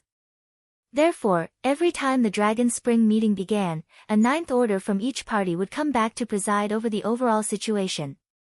How could such people be seen in the outer circle? For example, it was not that the Profound sect and 9-star sect did not have 9th order cultivators, but they usually only had a 7th order and a 6th order cultivator overseeing their sect's encampments. Among the 3, Tang Wu's face was cold, and he had an unapproachable posture. Han Jiyu was seductive, and as for Qin Wanli, he looked quite harmless. Take your dog's paw off, or I don't mind cutting it off. Tang Wu looked up at Han Jiyu and said coldly. Han Jiyu pursed her lips and smiled, what? You can't afford to play. Are you going to flip the table like 30 years ago? Seeing that Tang Wu was in a bad mood, she was naturally in a good mood. They were enemies, so there was no need to be polite. However, under Tang Wu's fierce gaze, she still took her foot off and turned to Qin Wanli, let's work together to kill this guy. Qin Wanli continued to smirk, Senior Sister Han, you must be joking. I'm not that capable. Coward. Han Jiyu curled her lips, looking a little bored. After a short while, someone came up to Tang Wu and whispered a few words. Tang Wu nodded slightly. After that person left, Tang Wu looked at Han Jiyu, your Tai Luo sect really hides a lot. You're willing to let such a large number of disciples be raised by other sects. Aren't you afraid that they will be nurtured by others? The 3 forces were all in the same area, so no one could hide anything from the others. Therefore, Tang Wu had been wondering what had gone wrong. Why had Green Feather Mountain suffered such a great loss in just a few days of the war? It wasn't until now that he received accurate information. Tai Luo sect had accepted a group of talented disciples before, but they didn't place them in their own sect. Instead, they let them cultivate in a friendly force. This time, they suddenly returned to participate in the Dragon Spring meeting, catching Blue Feather Mountain by surprise. Those cultivators were now quite strong, and there was no lack of fifth-order cultivators among them. One had to know that the cultivators participating in the Dragon Spring meeting were limited to second-order and fifth-order cultivators. The reason for this limitation was that first-order cultivators didn't have much combat experience, so they could easily die in such a battle. As for sixth-order cultivators, their cultivation was too high. If they accidentally killed some low-level cultivators, they would lose a lot of merit points. This was something that no cultivator could bear. At the same time, to avoid unnecessary casualties, the cultivators participating in the Dragon Spring meeting were limited in their cultivation. It could be said that the cultivator with the highest cultivation in the entire 100-peak mountain was fifth order. Originally, Blue Feather Mountain's fifth-order cultivators had an absolute advantage, but the sudden appearance of a group of people from Tai Luo sect broke the balance. This was the direct reason for Blue Feather Mountain's loss.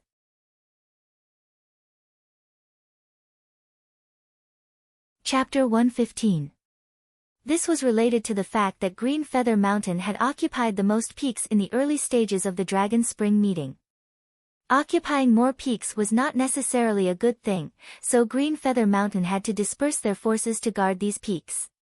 Now that they had lost 10 peaks in a row, Green Feather Mountain's defenses had become even tighter, making it difficult for Tai Luo sect to make any progress. Moreover, Green Feather Mountain had not lost many people. The cultivators who had been guarding the peaks had not chosen to fight recklessly after sensing the strength of the enemy, preserving a large portion of their strength. The current disadvantage was only temporary and would not determine the final result. After a few days of dealing with the enemy, Green Feather Mountain was clearly ready to counterattack. On the topographic map projected by the Shadow Moon disk, fierce battles had already broken out on several peaks where the blue and black dots intersected. The cultivators on both sides were locked in a fierce battle, and from time to time, dots of light would be annihilated. The blue dots were the cultivators of Green Feather Mountain, the black dots were Tai Luo sect, and the red dots represented the Qin clan. Tang Wu and the other two's gazes were focused on the battlefield. They were judging the situation based on the number of remaining light spots. Gradually, Han Zhiyu's expression became unsightly because it was obvious that the Tai Luo sect was at a disadvantage in this confrontation. Half an hour later, the result came out. Green Feather Mountain had taken back 2 peaks. Han Zhiyu immediately became unhappy and snorted coldly, "A bunch of trash." Tang Wu still stood there, motionless like a mountain, neither happy nor worried. "A rogue cultivator has broken in," Qin Wanli suddenly said. Tang Wu and Han Zhiyu turned their heads to look and saw a white dot of light on the Shadow Moon disk, appearing at the edge. Spirit Stream 4th Layer. Han Zhiyu judged the opponent's cultivation from the brightness of the white dot of light and pursed his lips. "This guy's luck is really bad." The reason why he said this was because the location where the white speck of light appeared was the territory of the Tai Luo sect. There was a large stretch of mountain peaks there that was occupied by the Tai Luo sect. There were at least 5 or 6 black specks of light guarding each mountain peak. Although a 4th-order origin realm cultivator wasn't low in this area, it wasn't high either. Any 5th-order origin realm cultivator could easily deal with him. The 100-peak mountain covered a large area. It was impossible for the 3 forces to waste their energy to seal off the entire 100-peak mountain during the Dragon Spring Conference. Moreover, the nearby rogue cultivators knew that the Dragon Spring Conference was being held. Other than those rogue cultivators gathered by Green Feather Mountain, no one else would rashly barge in. However, there were always exceptions to everything. During the many Dragon Spring conclaves, it was not that there were no rogue cultivators who had mistakenly entered the 100-peak mountain. Most of those rogue cultivators did not have a good ending. If they had barged in from Green Feather Mountain, there was still a chance that they would be recruited by Green Feather Mountain. However, if they had barged in from the territory of the Supreme Luo sect or the Qin clan, then, he would be sorry. Due to the previous contract, the Green Feather Mountain could recruit these outsiders as helpers. However, the Tai Luo sect and the Qin clan could only rely on their own strength. As a precaution, the Tai Luo sect and the Qin clan would not allow outsiders to become active at the 100-Peak Mountain. Which camp do you think he belongs to? Han Zhiyu looked at the white light with great interest. As a ninth-order cultivator, she had no choice but to come back and preside over the Dragon Spring meeting. It was actually a very boring thing. She couldn't kill or beat these little guys, so she could only find some entertainment for herself. Qin Wanli chuckled and said, "Senior apprentice Sister Han says he belongs to whichever camp he belongs to." This was equivalent to not saying anything. "Tang Wu, what about you?" Han Zhiyu looked up at Tang Wu. Tang Wu ignored her, causing Han Zhiyu to curl her lips. "Blockhead." She turned to look at Qin Wanli. "Do you want to bet?" Qin Wanli said, "It's rare for senior Sister Han to have such an interest. Junior brother will naturally accompany you. 200 merit points." Han Zhiyu immediately became excited. Cough cough. Qin Wanli coughed violently. "A little bet for fun, a little bet for fun." After he finished speaking, he did not give Han Zhiyu a chance to speak and directly said, "I bet 20 merit points that this person is from the 10,000 Devil Ridge." Han Zhiyu snorted lightly, her interest waning. How boring. She leaned back and raised her hands high, lying on the armchair with her arms and legs spread out. Her posture was very suggestive, and she did not have the demeanor of a ninth-order cultivator at all. 200 merit points. I bet he is from the Grand Heaven Alliance. Tang Wu, who had been silent all this time, suddenly spoke. Han Zhiyu suddenly stood up and looked at Tang Wu, pursing her lips into a charming smile. "Okay, I'll bet with you." Heaven's secret witness.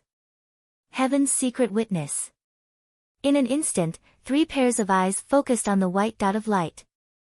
They watched as the dot of light approached the nearest mountain at an extremely fast speed.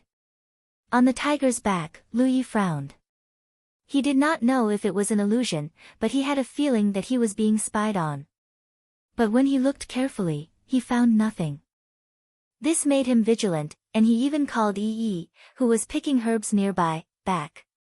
They continued forward without any accidents until they climbed up the nearest mountain, where Hoopa suddenly stopped. Sitting on the tiger's back, Lu Yi pressed his right hand on the hilt of his saber, secretly urging his spirit chi. Hoopa also lowered his body and growled. "There's an ambush here." Lu Yi was clearly aware of this, and he had already stepped into someone's ambush. He did not know who was lying in ambush here, nor did he know why they were lying in ambush here. He did not even know the cultivation of these people. The current situation was very unfavorable for him. A strong wind blew at the top of the mountain, and the leaves rustled. Suddenly, a person's voice rang out not far away, lightning flash. Lu Yi turned his head towards the direction of the voice and saw a young man sitting on the trunk of a big tree. The young man was looking at him quietly. It was this person who had spoken. Urging his spirit chi, Lu Yi saw the spirit chi on the young man's body. A fourth-order cultivator. He frowned and asked tentatively, "Lei Ming?"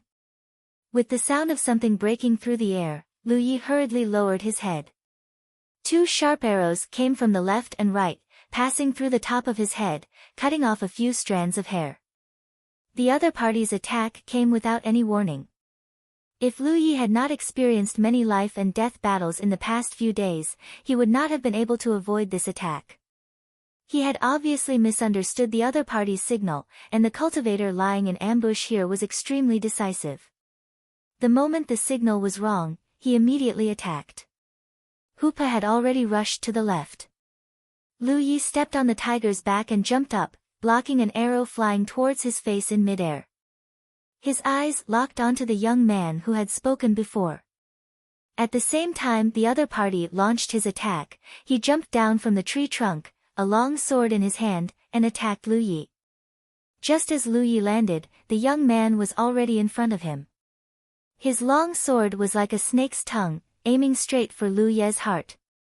He really wanted to kill at the slightest wrong word.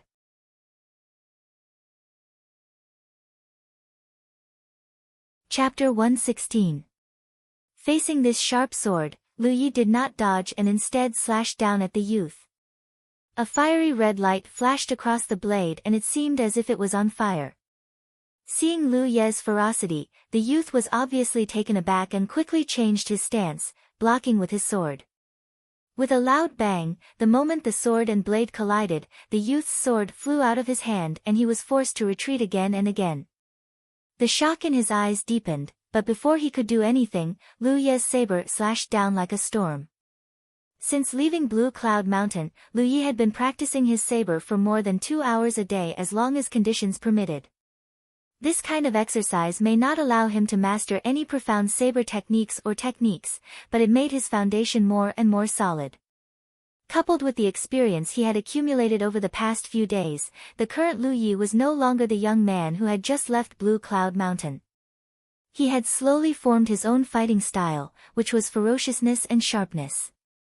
This was because he had the defensive spirit inscriptions to rely on. If the young man hadn't changed his move in a hurry to block his first slash, that slash would have cleaved his opponent into two. The youth's cautiousness had allowed him to walk through the gates of hell, but that was all. Banging sounds continued to ring out, and with every saber strike, the youth was forced back 3 steps. Under the powerful impact, the space between his thumb and forefinger began to crack. He howled in his heart. Where did this madman come from? How could he be so aggressive? Even though they were both fourth-order cultivators, the youth's strength was far inferior to this madman's. When the other party attacked with his saber, the vitality around his body was so strong that the youth couldn't help feeling like the guy in front of him was a fierce beast that had just escaped from a cage and was about to devour him. Out of the corner of his eye, the youth caught a glimpse of 2 of his junior brothers approaching from behind. As long as he could hold on for a few more breaths, he would be able to join forces with his 2 junior brothers to attack the other party. While retreating, the youth reached out to his storage bag, but just as he took out a spirit talisman and was about to use it, he heard a crisp cracking sound. The youth was shocked as he caught a glimpse of his sword breaking in the middle from the corner of his eye. The broken blade flew out at an angle and his body went numb as he froze in place. His vision began to tilt and the last thing he saw was half of a familiar body. Is that my body? The young man's consciousness was destroyed. As blood spurted out, Hupo's tiger roar came from the right, followed by a furious roar of fear. From the left came the sound of something piercing through the air. The enemy hiding in the dark shot another arrow at Lu Yi. However, this arrow had missed its target. The death of the young man must have disturbed the attacker's mind. He wasn't the only one whose mind was in a mess. There were 2 other cultivators who had already rushed behind Lu Yi. Tai Luozong Shou had a total of 5 cultivators on this mountain peak, 1 fourth order, 2 third order, and 2 second order. This formation wasn't very strong, but this was the rear of the Tai Luo sect, so they didn't need a strong formation. As long as they didn't lose the mountain in front, the cultivators of the Green Feather Mountain wouldn't be able to attack here. This was the safest position. The reason why he had left some guards here was just in case. This originally foolproof arrangement was broken by the arrival of Lu Yi. The 2 Tai Luo sect cultivators who had already rushed behind Lu Yi felt as if they had been splashed with a bucket of cold water in winter, their bodies turning cold. They could only watch helplessly as their fourth-order senior brother was cut in half by an uninvited guest in just 5 breaths of time, causing their fright and panic to rise to the extreme. This caused them to suddenly stop when they were less than 10 meters away from Lu Yi. Lu Yi turned around, his long saber pointed diagonally at the ground, blood dripping from the blade. His feet stomped on the ground, creating a pit, and in a few steps, he arrived in front of the 2 frightened Tai Luo sect cultivators. At the critical moment of life and death, the 2 of them finally burst out with their potential and charged at Lu Yi. Clang! Clang! Clang! Clang! Clang! Clang! The 2 third-order cultivators were both pushed back, leaving them wide open. The difference in cultivation meant that even if they worked together, they wouldn't be able to block Lu Ye's saber. The long saber infused with spirit energy drew a fiery red light in front of Lu Yi. This saber didn't even need to use sharpness spirit runes. As screams rang out, the chests of the two cultivators were cut open, a faint burnt smell coming from their wounds.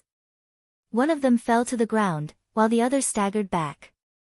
Lu Yi took a step forward and stabbed his saber into the heart of the cultivator who had fallen to the ground. Without stopping, he pulled out his saber and slashed at the other cultivator. Out of the corner of his eye, he caught a glimpse of an arrow flying towards him. He raised his saber and slashed it, cutting it away.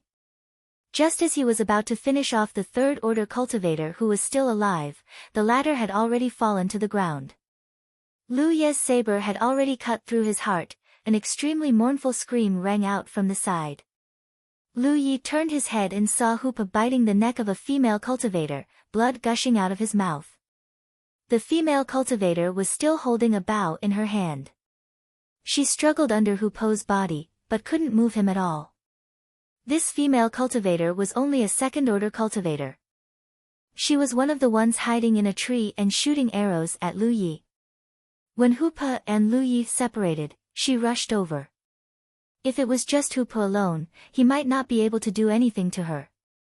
After all, she was hiding in a tree, but it was different with Yi. Yi directly appeared behind this female cultivator and pushed her down with force.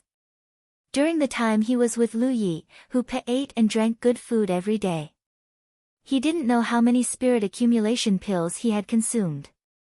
Now, his strength had greatly improved compared to before. With Yi's cooperation, they easily took down this second-order cultivator. Lu Yi didn't care about this female cultivator and looked to the side. There were two people who had shot arrows at him just now. One of them was bitten by Hoopa, and the other one was still there. But when Lu Yi looked over, he found that this guy had already run a few dozen meters away. Lu Yi raised his saber and was about to give chase when he suddenly remembered something. He raised his hand and pointed it at the man's back. Fiery red spirit energy began to gather in his palm. The pure spirit energy formed a fat fire quail. The fire quail flapped its wings and flew forward like an arrow from a bow. In the blink of an eye, the fire quail brushed past the fleeing cultivator and crashed into a big tree, setting it ablaze. He didn't hit. Lu Yi raised his brow and gathered spirit energy in his palm again. This time, he slightly adjusted the direction of his spirit energy. The second fire quail flew out and hit the man's back. With a bang, the man fell to the ground as if he had been struck by lightning. His back was charred and he only twitched a few times before he stopped breathing. This was a technique from the Red Lotus soaring to the heavens secret art. Its power was quite good. A dot of red light flew out and landed on the back of Lu Ye's hand. Lu Yi looked around and frowned. What is this? This battle was inexplicable. He had only misunderstood the other party's secret signal, and the other party had attacked him mercilessly without even asking which side he belonged to. Since the other party didn't hold back, Lu Yi naturally wouldn't hold back. It wasn't until he killed all of them that he confirmed that these guys belonged to the Myriad Devil Ridge camp. It seemed that he had killed the right person.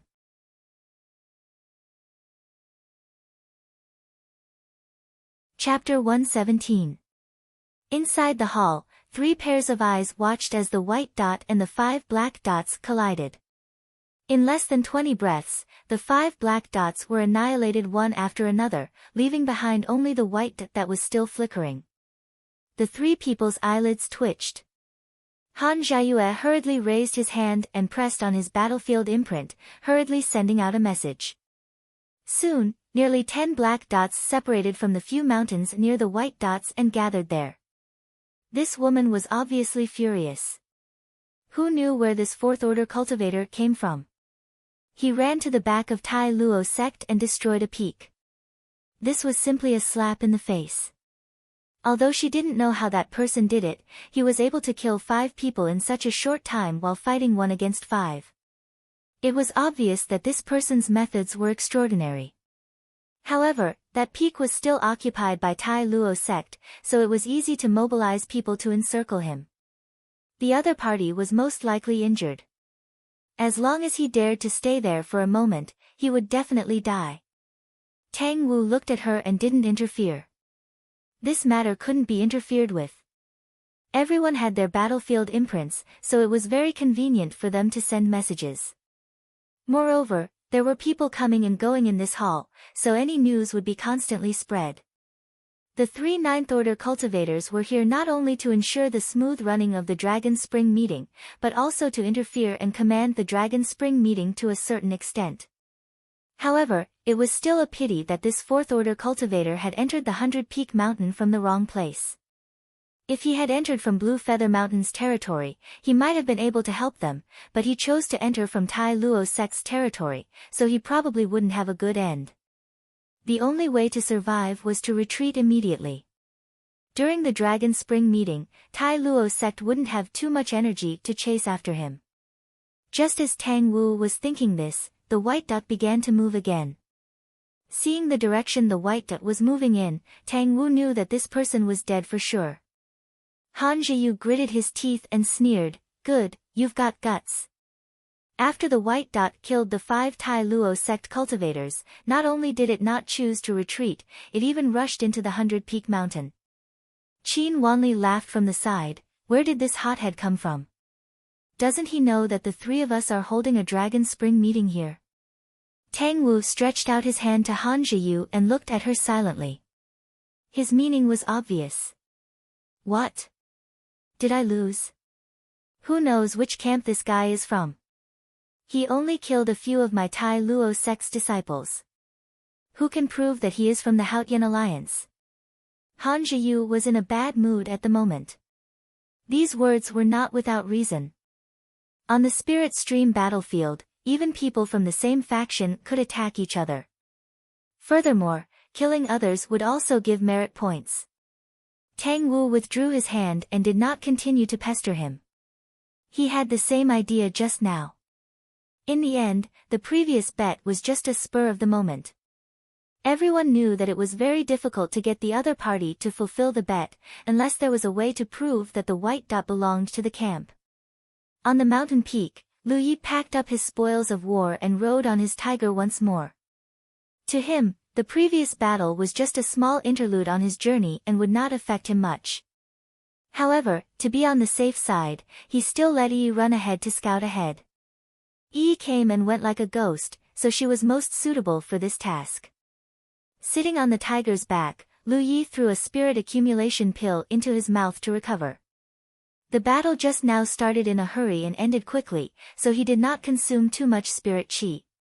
If he had not used 2 spirit techniques at the last moment, he would have consumed less spirit chi.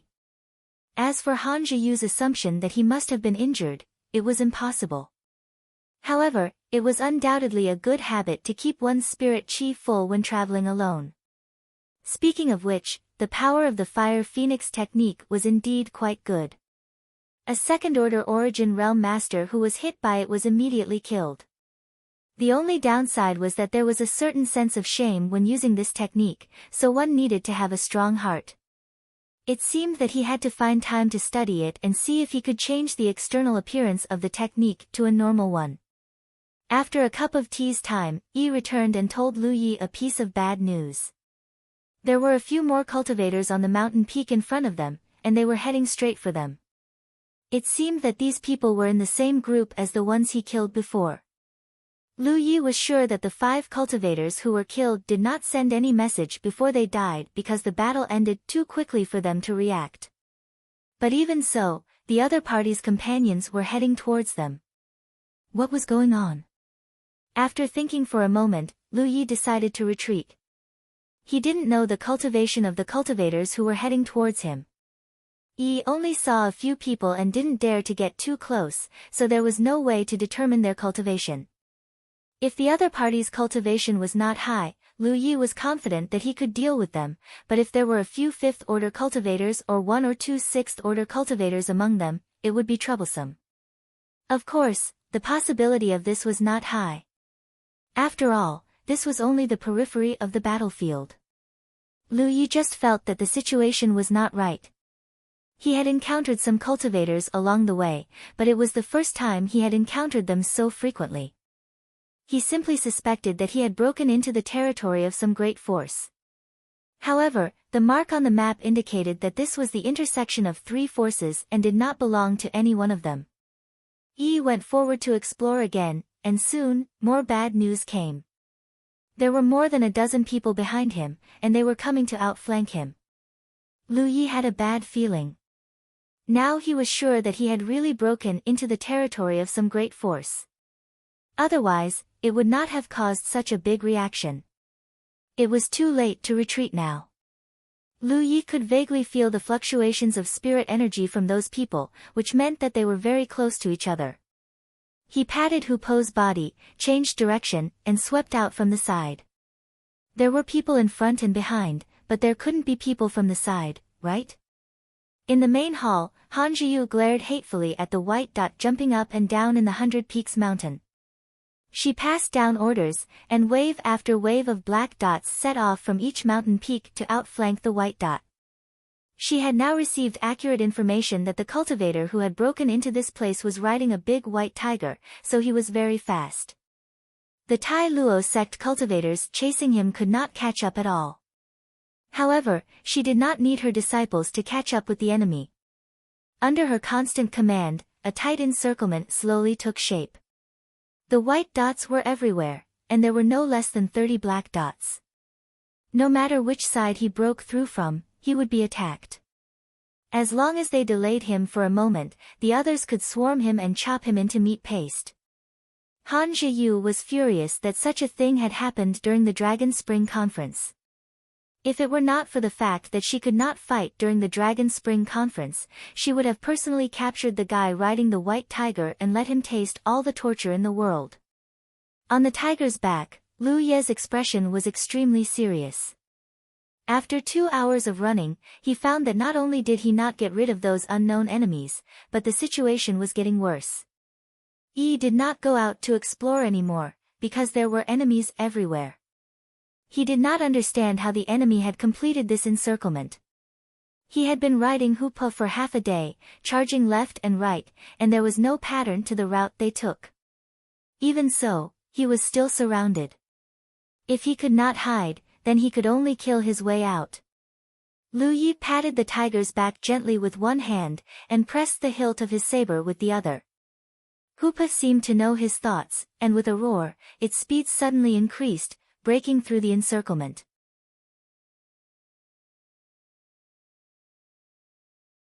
Chapter 118. After crossing a mountain pass, several figures appeared in front of him, the one leading them emitting a dense spirit qi. Impressively, he was a fifth-order cultivator. This person leapt from tree to tree, his figure moving like the wind as he rushed towards Lu Yi from 10 meters away. The long spear in his hand was like a dragon as he shouted, "Die!" Spirit qi surged from the long spear as it whistled through the air, increasing the power of the spear. The distance between the two sides quickly closed, and by the time Hu Po wanted to dodge, it was already too late. Lu Yi raised his hand towards the man, spirit qi surging from his palm. In the next moment, a red light flashed as a fat bird flapped its wings and slammed into the man. A magic cultivator? The newcomer was taken aback. For a fourth-order cultivator to be able to cast spells so quickly, there was no doubt he was a Dharma cultivator. This magic technique was a bit similar to the Firebird technique, but the difference was that the Firebird Yang Kai used was a bit fatter. Since it was difficult to dodge in mid-air, the man thrust his spear towards the fat bird flying towards him. With a bang, spirit qi exploded and a scorching hot aura enveloped him. Fortunately, he was a fifth-order cultivator, so he hurriedly pushed his spirit qi to protect himself. When he landed, his expression was dignified. With just a moment of contact, he could feel the purity of the other party's spirit qi. It was not something a fourth-order cultivator could possess. Turning his head, he saw the young man riding the white tiger charging towards him from the flank. The young man had no intention of confronting him head-on. 2 fourth-order cultivators had joined forces to surround him, one of them wielding a machete that looked extremely heavy. He aimed it at Big Tiger's head and swung it down. The other man wielded a long sword and stabbed it towards Lu Yi, who was riding on the tiger's back. The scorching hot aura rose again as red spirit chi condensed and another fat firebird flew out, attacking the saber-wielding fourth-order cultivator. At the same time, Lu Yi pulled out his saber and slashed towards the sword-wielding enemy. With a clanging sound, the fourth-order sword master was forced back. Although their cultivations were the same, he was unable to resist Lu Ye's leaping tiger saber. On the other side, the fat firebird was cut apart by the saber-wielding fourth-order origin realm cultivator. Although the saber-wielding fourth-order origin realm cultivator hadn't been injured, it had saved Hoopa from the same fate. Taking advantage of the moment, the origin realm cultivator was stunned by the explosion of the firebird, Hoopa swept out with his claw, causing the man to let out a muffled groan as the sound of bones breaking rang out from his chest and he fell to the ground. In the blink of an eye, the pincer attack of the two fourth-order masters was broken, leaving behind a few third-order masters who stared dumbfounded at De Hu and the young man who were rushing towards them. "Dodge!" The fifth-order cultivator hurriedly shouted. In the original plan, he and the two fourth-order masters would be responsible for the first round of attacks, ensuring that the intruder would be knocked off the tiger's back. As long as he was knocked off the tiger's back, he would die. But he never expected that this fourth-order origin realm cultivator would actually be a Dharma cultivator. His firebird technique was extremely fast, causing his overbearing spear attack to fail. He, as a fifth-order origin realm cultivator, wasn't able to obstruct the intruder, and the two fourth-order masters weren't able to either. How could the remaining third-order masters block this intruder? The majestic tiger swept past the third-order masters, leaving them in the dust. The fifth-order cultivator chased after it for a few steps, but seeing the distance between them getting wider and wider, he could only bitterly stop. Turning his head to look, he saw a third-order junior brother clutching his throat.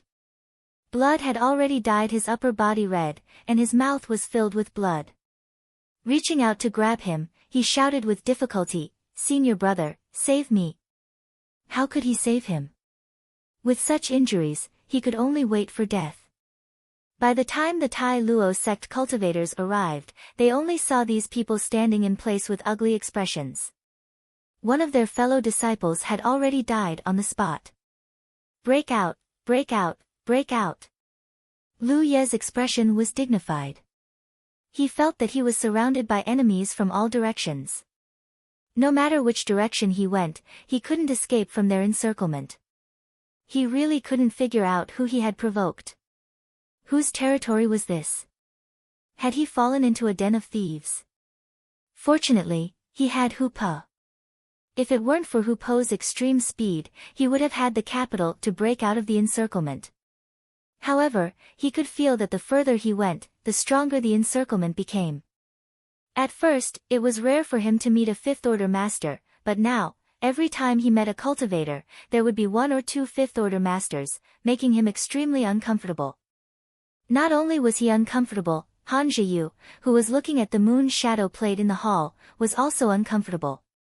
She watched as the white dot rushed left and right in 100 Peak Mountain, constantly getting surrounded and breaking out of the encirclement. From time to time, one or two black dots would suddenly disappear. In less than a day, more than a dozen Tai Luo sect cultivators had died at the hands of this guy. Han Zhiyu gritted her teeth. She couldn't wait to dig the white dot out of the moon shadow plate and bite it to death. The dragon spring meat was going well, but suddenly, such a troublemaker appeared and caused Tai Luo sect to suffer losses again and again. As the person in charge of the dragon spring meat, Han Zhiyu naturally had to bear some responsibility. If that was all, it would be fine. At most, a dozen or so disciples would die, and Tai Luo sect could bear such a loss. Which dragon spring meat didn't have casualties? But the current situation was that Tai Luo sect had invested a lot of energy and manpower to encircle this person, causing them to suffer losses in the confrontation with Blue Feather Mountain. Tang Wu wasn't just going to watch a show. Seeing that Tai Luo sect was being restrained by an outsider, he naturally took action. The mountains they had seized before were now lost one after another. However, Tai Luo sect couldn't just leave the outsider alone. More than a dozen disciples had already died at his hands. If they left him alone, they wouldn't be able to explain themselves. Moreover, the outsider was now in Tai Luo sect's territory. If they ignored him, their losses would only be greater. Therefore, Tai Luo sect was now facing a very awkward situation. They wanted to quickly kill the outsider and then put all their energy into the confrontation with Blue Feather Mountain, but they couldn't kill him. They were in a dilemma. In comparison, Tang Wu was undoubtedly feeling good. Originally, Tai Luo sect was at a disadvantage, but the arrival of an uninvited guest allowed them to slowly turn the situation around. However, looking at the white dot scurrying around 100 Peak Mountain, he felt a little uncomfortable. It was good that this guy was walking in a straight line. This way, he could kill his way through Tai Luo sect's territory and enter Blue Feather Mountain's territory. As long as he entered Blue Feather Mountain's territory, both sides could meet. Based on this guy's previous performance, if he could be recruited, he would be a great help to Blue Feather Mountain. He could only secretly pray that this uninvited guest could hold on for a little longer. Only by continuing to live could he continue to restrain Tai Luo sect's energy. Just as he was thinking this, Tang Wu suddenly raised his eyebrows. This was because the white dot in the moon's shadow disk had changed direction again. This time, it was heading straight for Blue Feather Mountain's territory. Tang Wu immediately sent out a message. This bastard is finally enlightened. This was an opportunity. Blue Feather Mountain could try to get in touch with this guy. On the other side, Han Zhiyu clearly saw Tang Wu's action. Immediately, his eyes were as sharp as knives. He fiercely glared at Tang Wu. Activating the battlefield mark, he also sent out a message. No matter what, they couldn't let that outsider enter Blue Feather Mountain's territory.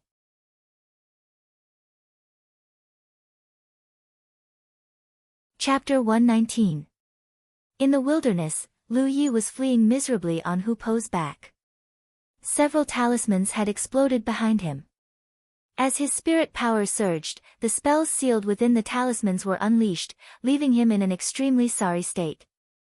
After fighting for an entire day, the cultivators surrounding him had learned their lesson and greeted him with talismans when they met. Although talismans were expensive, low-level cultivators could still afford them if they clenched their teeth.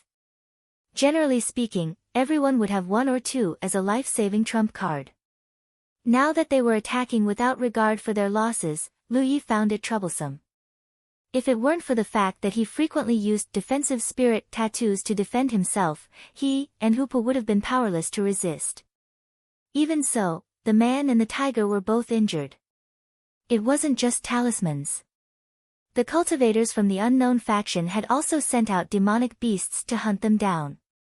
There weren't many cultivators with pet beasts because demonic beasts were difficult to tame. If they weren't handled well, they could even turn on their masters. At this moment, Lu Yi was fleeing at the front. Behind him were 5 or 6 cultivators riding on different pet beasts. Although these pet beasts weren't as fast as Hu Xinjun and weren't as fast, the constant obstructions in front of Lu Yi severely interfered with his ability to break out of the encirclement. If he delayed even a little, they would catch up to him. There were several times when Lu Yi was almost completely trapped. With great difficulty, he was able to carve out an opening and continue fleeing. After a while, Lu Yi discovered a problem. He couldn't go around in circles. The more he went around, the more enemies there would be. On the other hand, if he went in a straight line, he would encounter fewer enemies. He didn't know that the Tai Luo sect cultivators had Han Zhiyu guiding them from behind. With the moon's shadow disk, none of his movements could escape Han Zhiyu's eyes. The sound of air breaking rang out again. Several arrows shot toward Lu Yi from different directions. Although Lu Yi was startled, he didn't panic. He circulated his spirit power to protect his body and slashed forward with his blade. An arrow flying toward Hu Po was cut in half.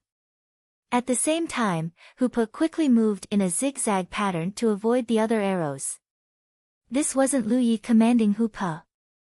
It was the experience he had gained from his own bloody experience. The Tai Luo sect cultivators knew that if they wanted to encircle Lu Yi, they would have to cripple Hupa first. Otherwise, with such a demonic beast around, it would be very difficult to keep Lu Yi here. Therefore, after the first few encounters, the archers who were hiding in the dark had set their sights on Amber and wanted to get rid of it first. Because of this, Hupa was hit by a few arrows. Fortunately, it wasn't a serious injury.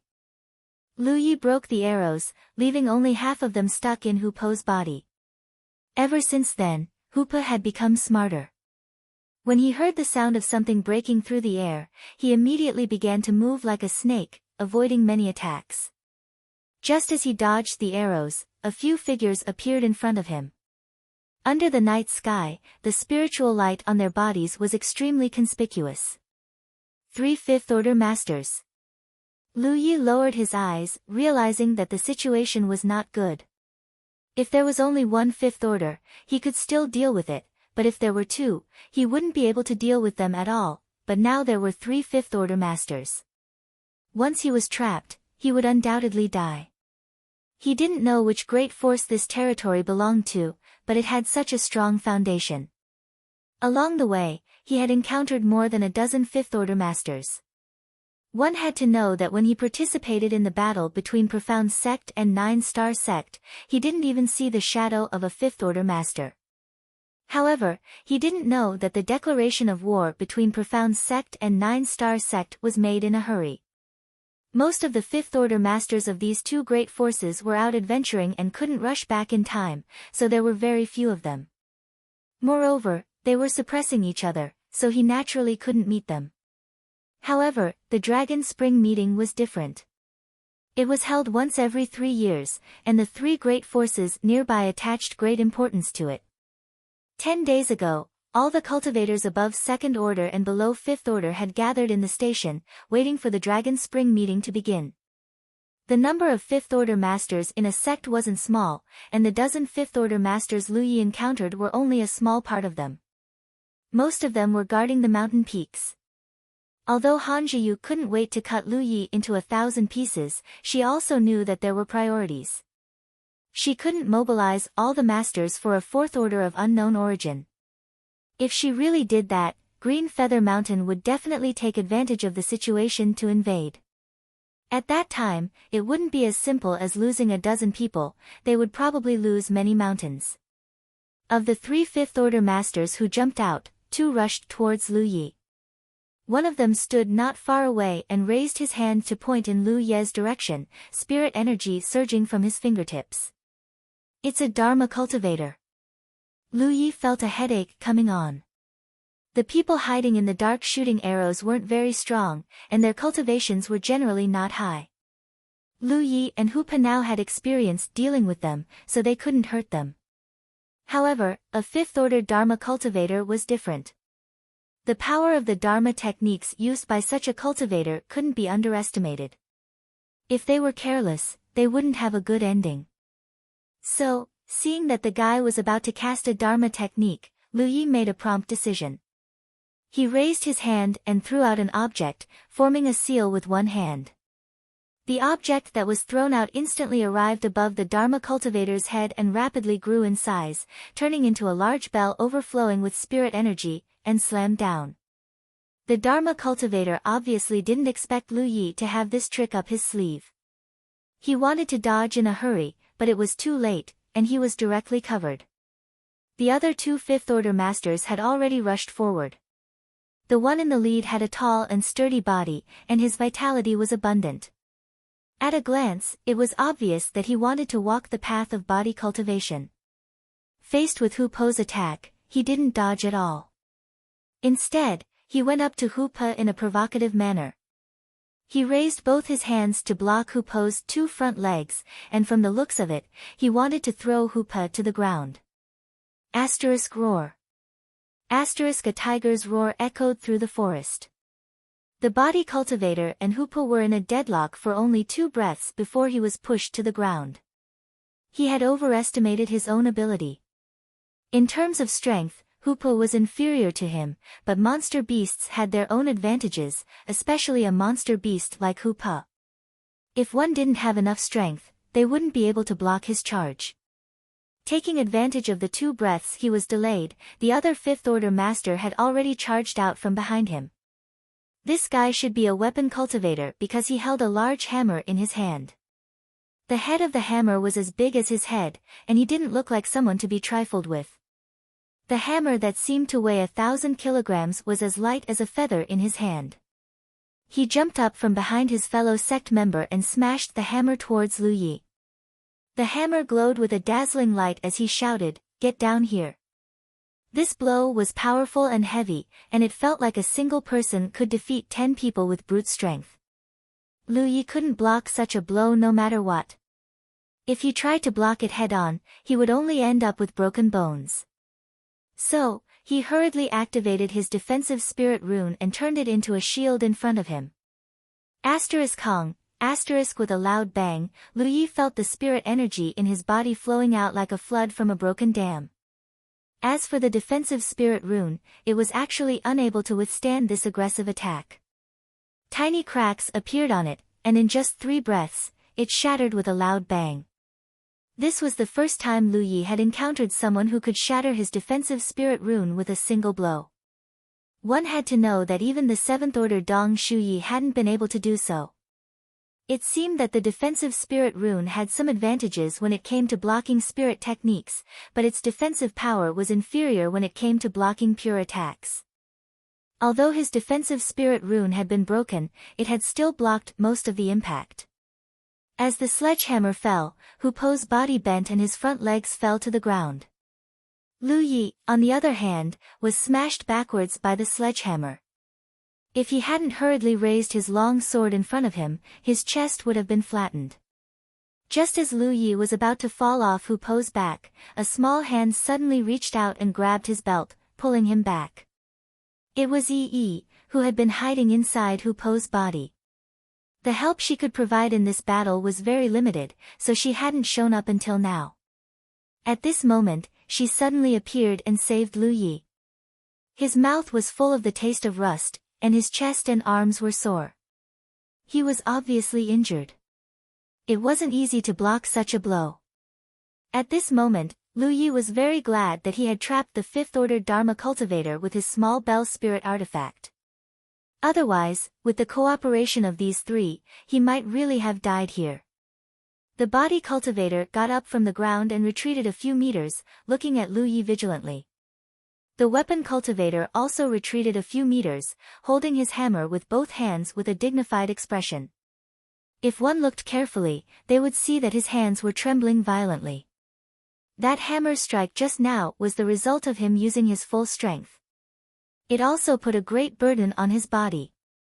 In this short moment of delay, there was a rustling sound in the surrounding jungle. The cultivators were coming from all directions, and the cultivators riding monster beasts were also rapidly approaching. Lu Yi didn't have time to check his injuries. He quickly identified the weak points of their defense and immediately found a direction. Just as he was about to let Hoopa head in that direction, he suddenly heard a long howl from afar. That howl was continuous, and along with it, there was also a strong fluctuation of spirit energy coming from that direction. Lu Yi turned his head and saw that on the mountain closest to him, colorful spirit lights were constantly flashing.